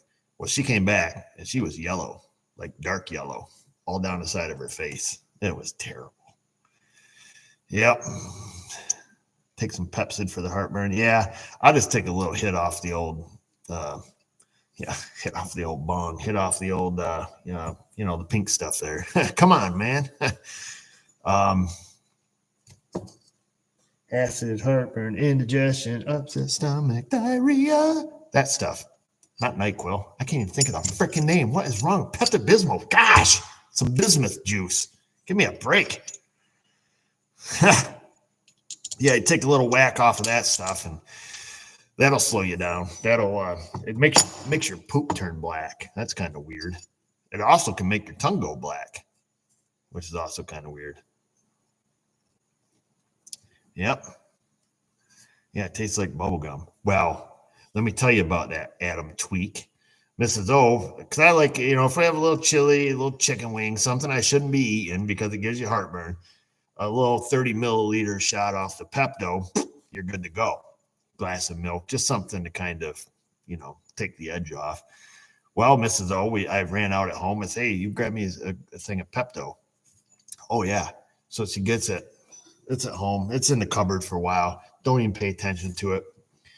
Having a little heartburn. It's like, oh, ate something I shouldn't. I only get heartburn. It's my own fault. You drink coffee, nasty, greasy food, something you shouldn't be eating, and something comes in a bag, you're going to get some heartburn. So, of course, I did because I'm a man and I don't learn anything. So I had to go, rip that thing over, get the plastic off, burn it up, pump it in a cup, knock it back. About knocked me on the floor. It was the nastiest. It was cherry flavored Pepto-Bismol, or cherry flavored bismuth because she got it at the Dollar General, whatever the Dollar General brand is. Freaking cherry flavored, and it was still pink. I about threw up. It about made me sick. That was the nastiest stuff ever. So do not buy the cherry flavored Pepto. I don't even know if Pepto makes it in cherry flavored, but the off brand was cherry. It was not what you were expecting. Like I was expecting some relief. Oh man, give me some of that Pepto. Nope, cherry flavored. So, needless to say, I made darn sure if I'm at home, my diet's good because I don't have a backup. Because Mrs. O's not going to buy any until that stuff's gone. So we got regular Pepto here. Yep. Anyways. Oh yeah. So this guy says he's got 2 bottles. Hopefully you didn't have 2 bottles on accident because Mrs. O bought it on accident. She says she did it on accident, but Jacob there said she did it to mess with me. But I haven't let any of her secrets out, so I don't think she's messing with me. But yeah, that stuff is terrible. I try not to take anything. It's just if my diet is what it should be, and I don't eat garbage, then I don't get heartburn. If I drink a lot of coffee, you're gonna get some heartburn. If you go and get your Eggy McMuffin on Friday morning and a small coffee with 3 and 3, you're gonna get some heartburn.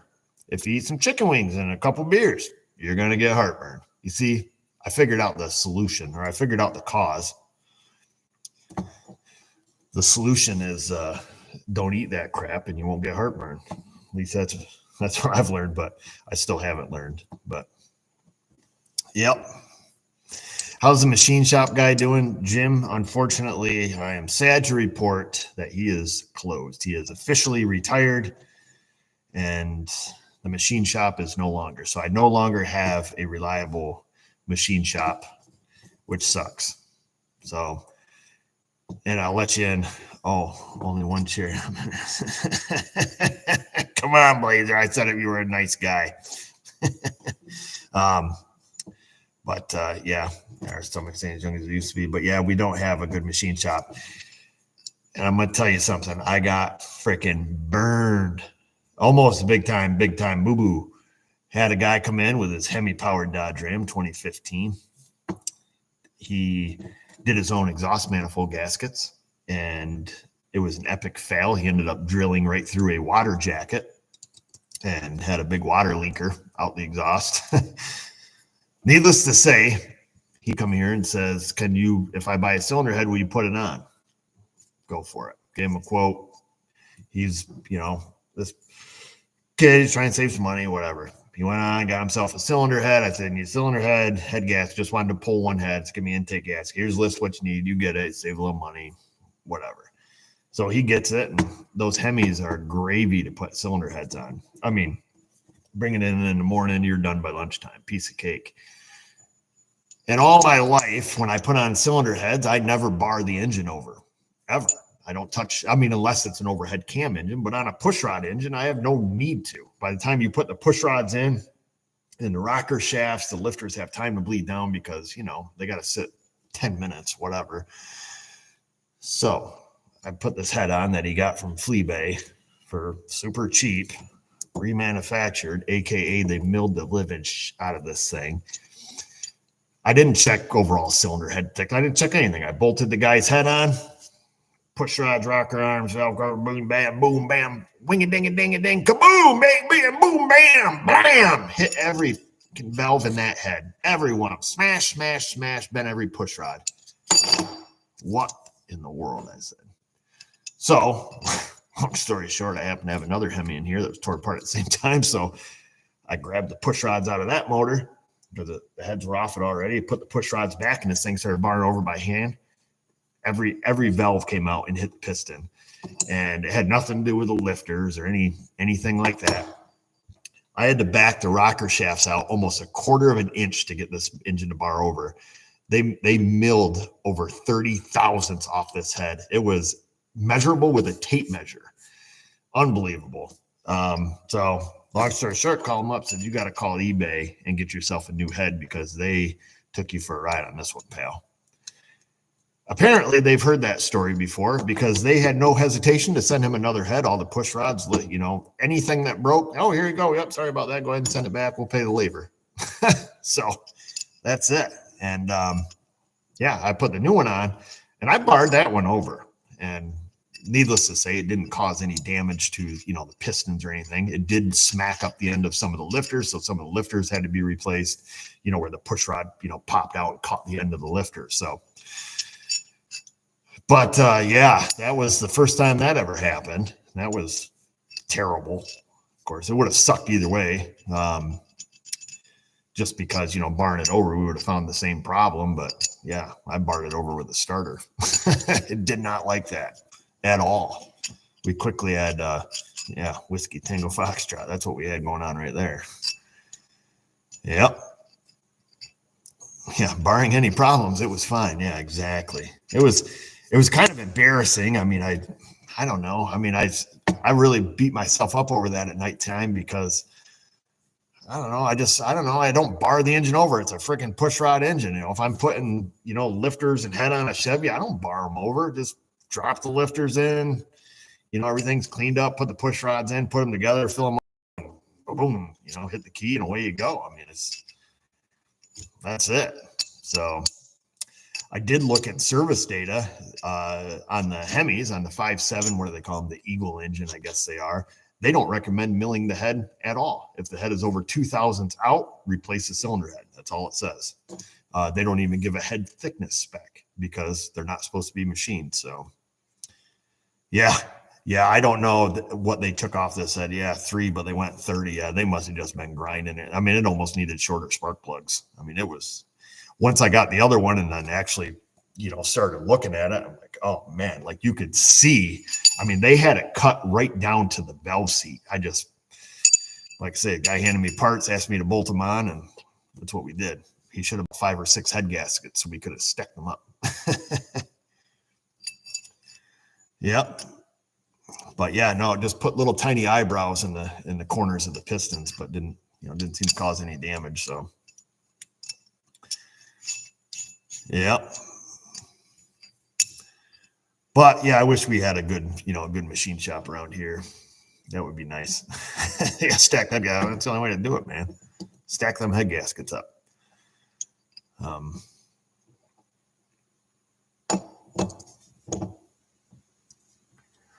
Where we at? Start the grind, go to lunch, finish the job. Yeah, exactly. Anyways.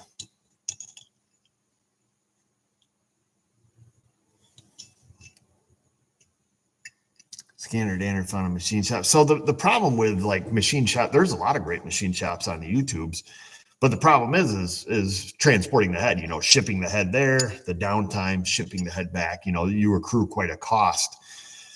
There are good places to buy remanufactured cylinder heads from. And I think that's the route that we're going to end up in, if we get one that has, let's say it's got, burnt valve or valve seats that are recessed or something. Instead of sending it to the machine shop for, mill tank, mag, and valve job, guides and, seats and all that stuff, whatever, what do we need to have done, I'll likely just buy or quote out a remanufactured head from a reputable builder. Unless it's, excessive, in which case it would be cheaper to send the cylinder head somewheres to be repaired. But, our machine shop in Napa shut down. My guy Rogers Engine Rebuilding, he shut down. The Napa Buffalo machine shop is, kind of hit or miss. So it's tough. People take no pride in their work. They hire anybody that walks in, and it's difficult to find, a place that's good. So yeah, so that's that. What's up, Schmitty? Yeah, Danner shop's 1,500 miles away. Yeah, I would be curious to know like the economics of it. So,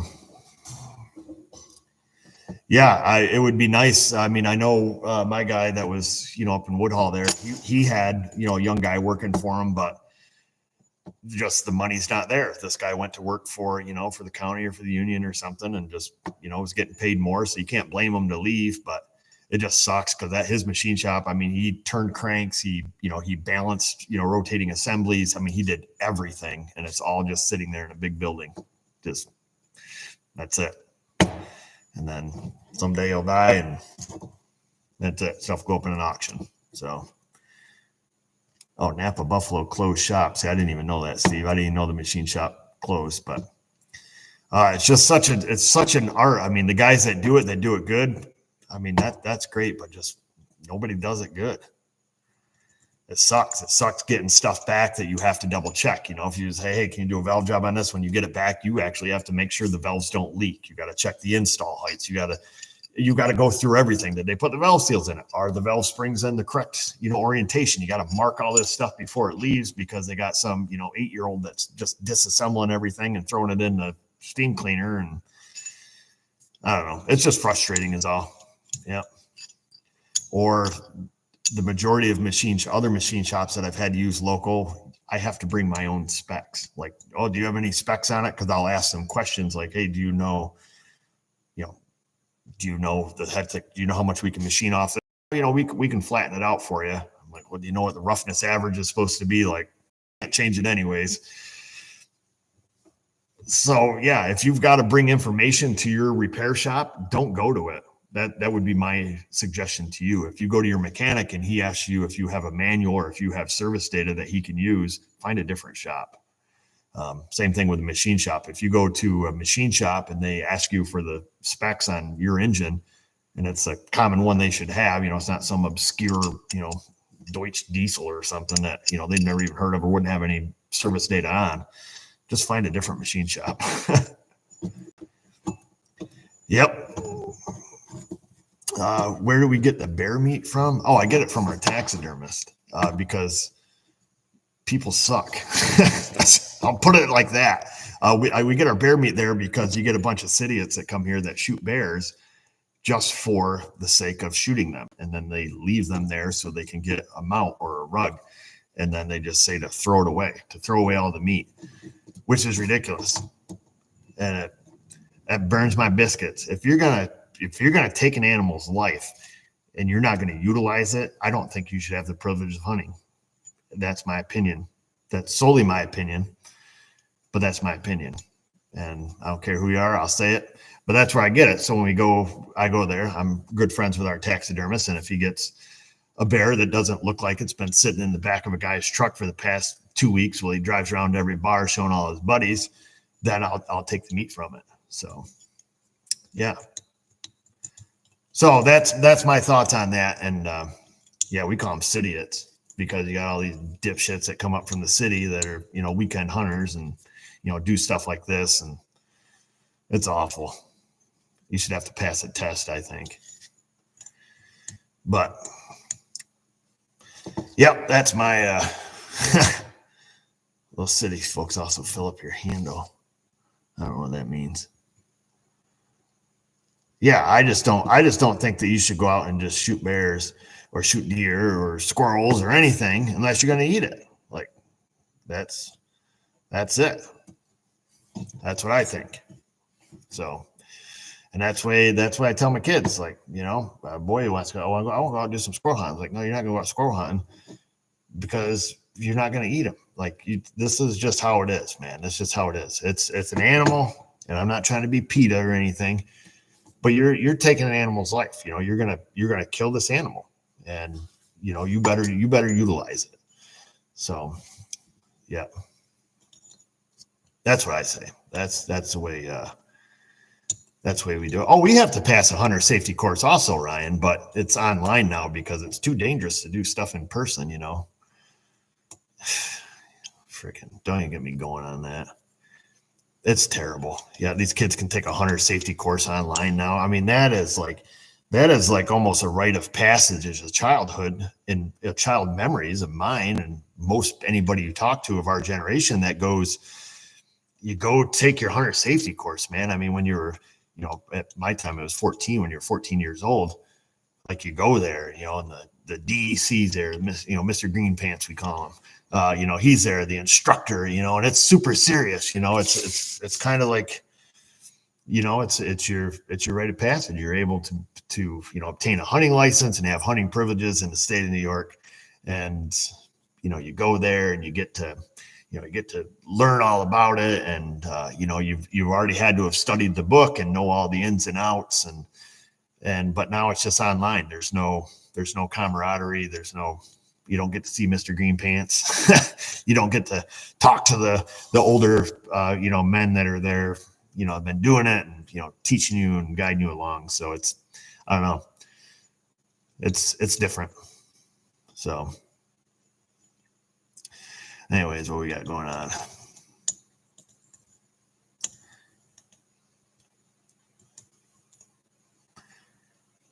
Let's see. What happened to the automotive talk? Oh, well, we swap it all around, Humble. You never know what's going to happen on a What's Up Wednesday. It's whatever we see over here and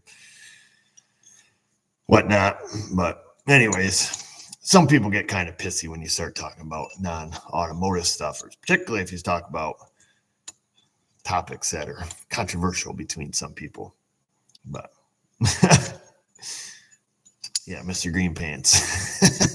That's what we call him. We don't worry about him because we don't do anything illegal. So anyways, we probably we'll wrap it up at the 2-hour mark. So we're coming up on that hour, 53 minutes, 8 seconds. So we're counting them down. I don't really have a tool of the day, but let's see your channel. Do as you please. Yeah, it's my channel. Yeah, but we try to keep people happy.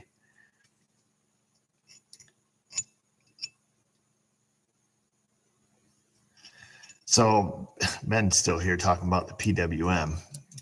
You treat the circuit as a capacitor, and any difference in the circuit, say green Crusley's split it, can be seen how it charges by watching the rising edge. I don't have any knowledge to say anything against that right now, Ben. I would really have to think of that, and I will likely be looking into this because I want to know. I've fixed PWM circuits in multiple occasions on multiple devices that work on them that the circuits were broken. And I never recall seeing with a scope any discrepancy in the PWM. If it's, I don't know. I'm still up in the air about it. I'm not saying that you're wrong. I'm just up in the air about it.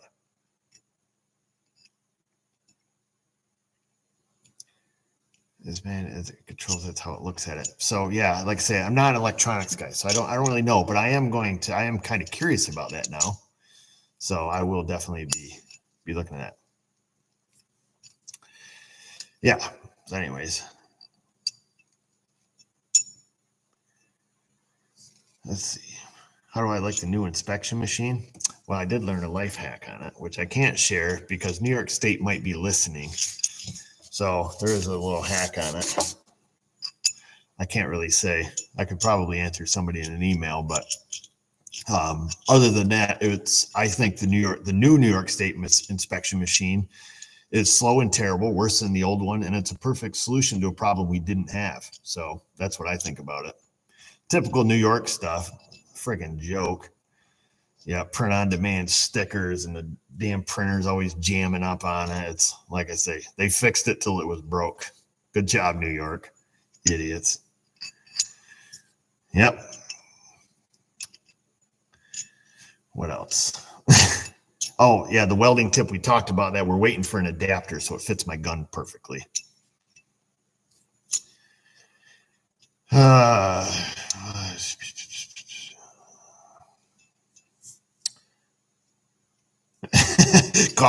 the printer Bob Marley because they always be jamming, man. Yeah, exactly. Yeah, then you got to void out the stickers, and it's like dealing with a bunch of children. You got to call there and say, hey, we've got these bunch of stickers and everything jammed up, and we voided out this entire pack. Oh, well, you're going to have to call the police and fill out a report. For what? Like, I could go on and on about it, but yeah. So yeah, O2 Blazer LS, he's a New Yorker. He had his eat a half a roll the other day. Well, yeah, if that does that, you got to go through and enter, the stickers and put them in as, defective from printer change out. And you'd think they would go numerical or chronological in order, but they don't. And you put in the wrong pack, and then it voids them out. Now you got a whole voided pack. Now New York State says, where's that pack of stickers? Well, it's right here in my hand, lady. You're talking on the phone. It's like I have in my hand. Well, the entire sticker is shown as void. The entire pack, the 100 pack, is voided out in your machine. Do you have possession of the stickers? Yes, they're in my hand. Okay. Can you fill out a police report to look for the missing stickers and report them as stolen? Just like you just want to reach through the phone and just squeeze the life right out of them. They don't get it. But anyways, they've got it fixed. Let me see. How many years until retirement? I don't know. Too many.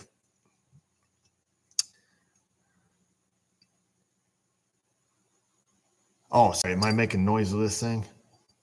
I'm playing with a crush sleeve that wouldn't crush. And a 3/4 inch flat washer or 1 inch flat washer.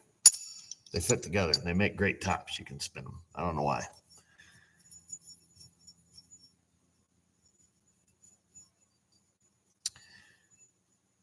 Yeah, sticker system's not very environmentally friendly. No, it's not. It's way worse than the old system, let me tell you.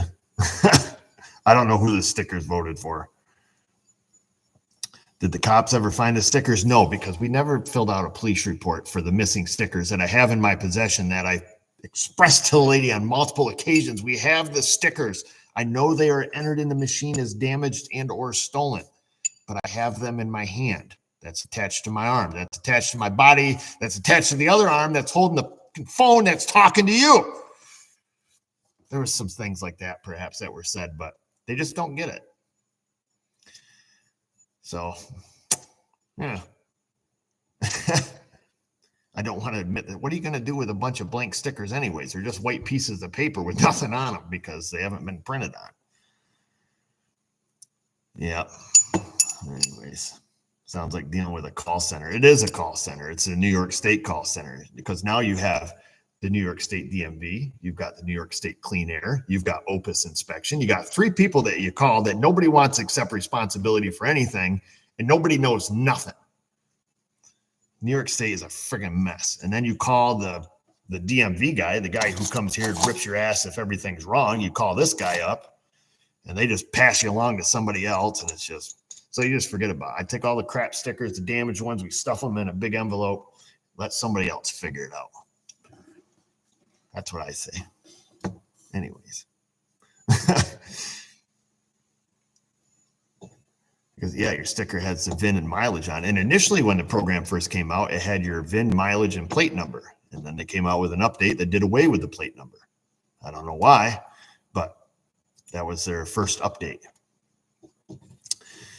Yeah. Yeah. Your call is very important to us. No, Mr. Tony, they just don't ever call you back. You can send emails. They won't email you back. It's a mess. You know, I mean, the program was supposed to have been implemented like 12 months ago, and it came out super late, and of course nothing worked. And you know, their instructions don't match the details on their website. Looks like it was made by me, and I don't know anything about websites. I mean, it is just terrible. It's just terrible. Yeah, anyways, can you easily change license plates in New York? Yeah, I think you can just go re-register your car. Of course, now we're inspectors. We are the license plate police. We have to tattletale on you if you have license plates that are peeling, because New York State gives you inferior license plates. They give you ones that all the coating peels off. And now I have to report you on your inspection report. Oh, you got bad license plates. They're going to call you. Gosh, who cares? Yeah. Yeah, I think so, Schmitty. They would even mess that up. The state can mess up about anything. Oh, yeah, they're great on jumping on you if you make a mistake. But they also provide shit instructions. Yeah, exactly. So the inspector guy was here telling me, like, you got to hook up your machine. I was like, why would I hook it up when I get an email every day saying that it's a piece of crap and it's not going to work? And so he's like, well, it doesn't work because you don't follow the directions. No problem. We got it out. We got the media card. We got the thing sitting everywhere as I got out the directions.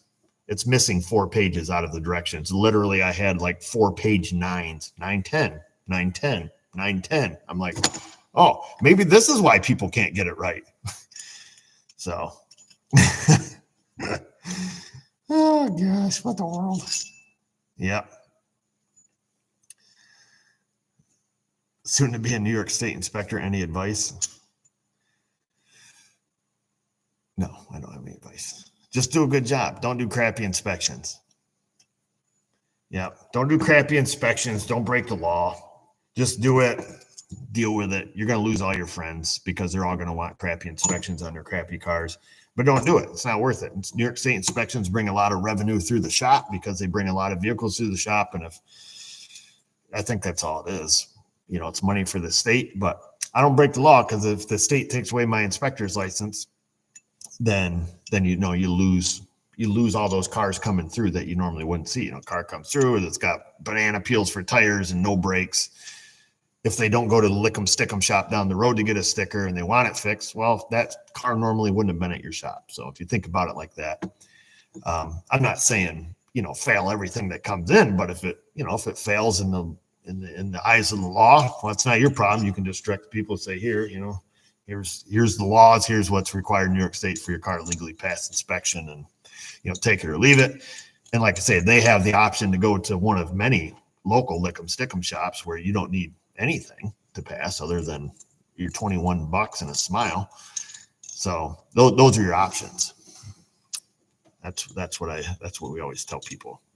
You can go here and get your sticker and your car's still a piece of crap, or we can fix it. And, you know, because the state doesn't care. They just want their money. Yep.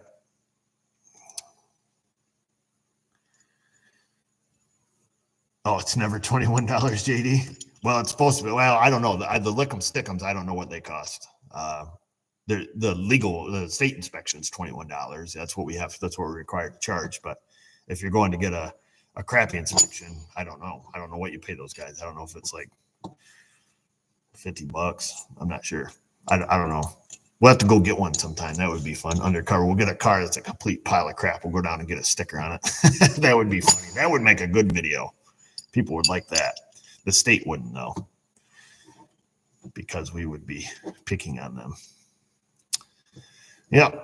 Anyways, that would be a good video. We should do that sometime. SMA undercover sting car, but I can't because those shops send me lots of work. So we'll let them keep doing lick 'em stick 'ems, and we'll keep taking their money.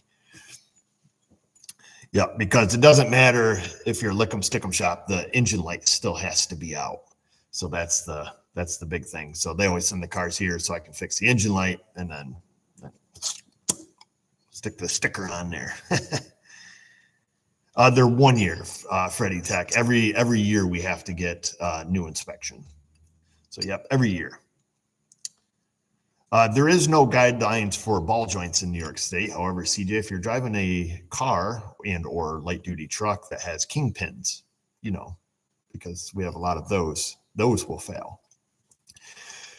There is a way to fail for ball joints, but it's kind of a D-bag move, if you ask me, because in New York State, you can fail for the vehicle being visibly out of alignment. Imagine that. Your ball joints can be falling out, not a failure, because if you call New York State, they will tell you that the ball joints are neither part of the suspension nor the steering. And you cannot fail them for that. And if you fail them for bad ball joints, you can be written up and reprimanded, because the person with the car can take it and say, this shop failed me for ball joints. It says right here, your car fails for ball joints. And then the New York State shows up, we're going to fine you and take your license.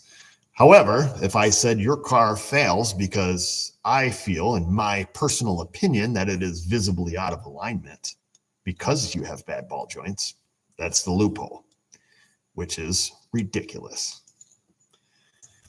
Yep. Visibly out of alignment. Yeah.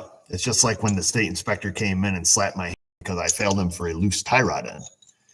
And he reprimanded me and says that the tie rod end has to be excessively loose. I asked him, define excessive. I believe excessive is based on a personal interpretation of what's excessive. You might think excessive is this. Is this? Well, he told me manufacturer specification, smart ass. I said, well, let's look it up.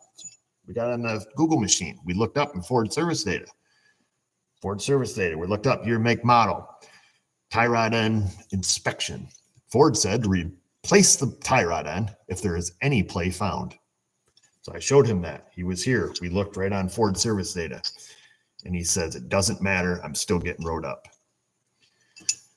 If it was my last day of work that day, other things would have happened, but it wasn't. So we kept calm and carried on. Needless to say, he doesn't work there anymore. But I think when there's rules like that that are simply based on personal opinion and interpretation, I think that's ridiculous. If it's not a item that can be measured in some tangible way, then it's ridiculous, because then it gives one single person too much power. Because in my opinion, everything's, you need everything. It is too excessive, because it's my interpretation of excessive, which is stupid. So that's my opinion. We'll probably have a visit from the state here soon. Whatever, come visit me. Bring your cars. Let me inspect them. You see them guys coming a mile away. I don't know why they mess with us, but whatever rolls your oats, man. That's what I tell them. Yep, the IRS too. I don't know. We don't get any. They've never met. We've been audited on multiple occasions, but if you don't lie, cheat, and steal, it's not a big deal. And we don't. So here's my books. That's why I always tell our accountant, like, don't ever do anything shady. Like, break the laws within the limits of the laws. Be shady as much as you can legally, which there's a lot of loopholes they can do that through. But I tell her, if I ever get audited, like, I don't ever want to hide anything. Here you go. Here's my books. Knock yourself out.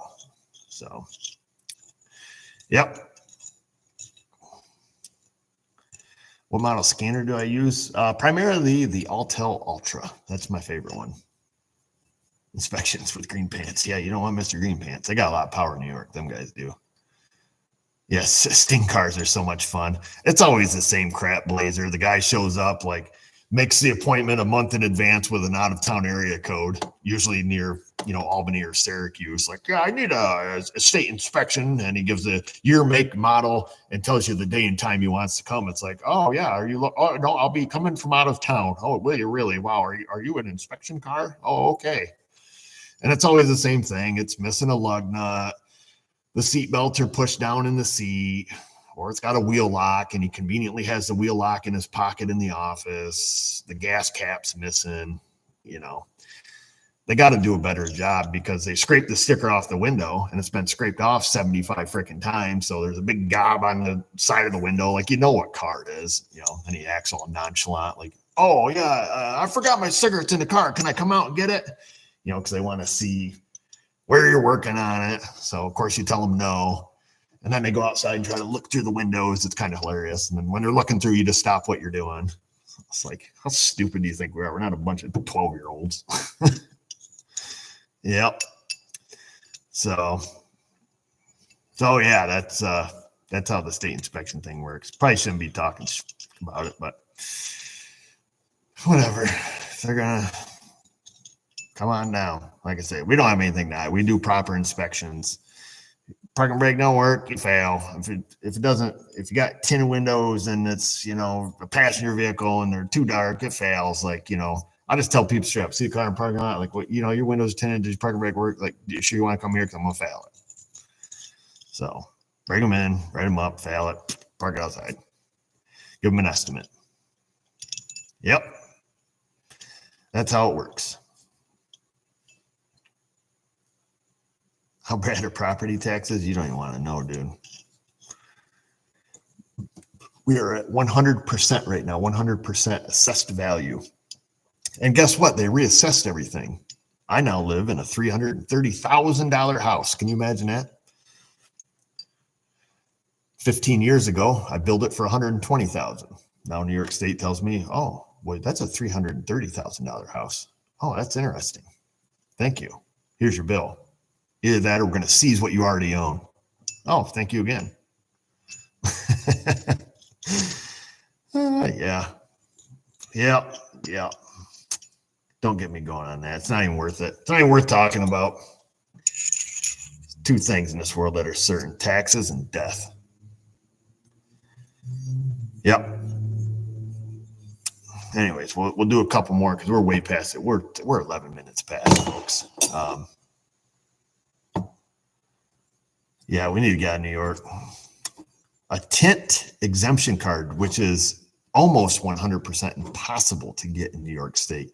You cannot go to your doctors and get a prescription or a written note from your doctor saying that you have sensitive eyes. I think there's only two very rare eye problems, if you will, that you can have that constitute a exemption in New York State. And I looked into those because it's something I've never even heard of. And it's like, you know, 1 in 700 million people have this degenerate eye problem and are allowed a tint exemption in New York State. So if you want to make yourself laugh, look it up sometime in the state inspection laws. Yeah.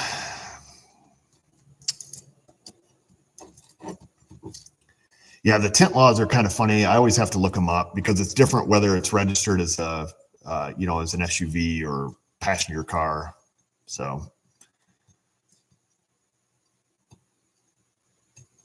yeah, the guy says he's got the tint exemption. Wow, that's pretty rare to actually have. I know people that say that, oh, I've got a note from my doctor because my eyes are sensitive to the sun. I can't look at the sun. Well, nobody can, you idiot. But there are, like I say, certain things, but I don't even know what they are because I've never met anybody that actually had a legal exemption. But anyhow, on that happy note, now that we've talked crap about New York State and their inspection process and pretty much everything else they do, based solely on our opinion, which I guess we still have that we can speak freely. Oh, he says he's got a sticker on his windshield. No kidding. That's interesting. Maybe you could email me a picture of it because I've never seen one. Unless it has personal private information on it. In that case, then don't. Because I can't be trusted. So let's see. Had one in for inspection a while back. Straight pipe limo, tin all around, smoke lights. Yeah, and then the owner's like, but I bought it this way. Yeah, dude, I have heard that like a million. I just got it from Simmons Rockwell, just like this. I'm like, well, tough titty. Take it back there. So, is what it is, folks. I'm not going to break the law and lose my license because it's part of my livelihood. So we just aim straight, shoot straight, pay our taxes, follow laws when it comes to state inspections, and move on with our life. And that's it. And there's other places that don't, and I don't care. Not my problem. It's their shop. They do them. We do us. You do you. We'll leave it at that. So thanks for watching.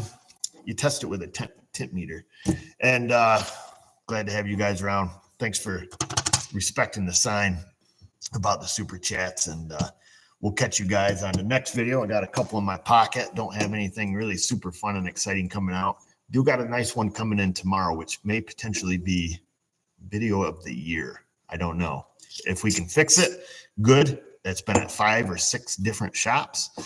No one's been able to fix the car yet. So we'll see what we see with that one. Ford Crown Victoria may or may not make video. If I can't fix it, I think I'll still post a video. We need one of them. People think you're a freaking superhero. Wait till you see me not fix a car. Then you'll really hate me. Catch you guys around. Thanks for watching. And you have a good day.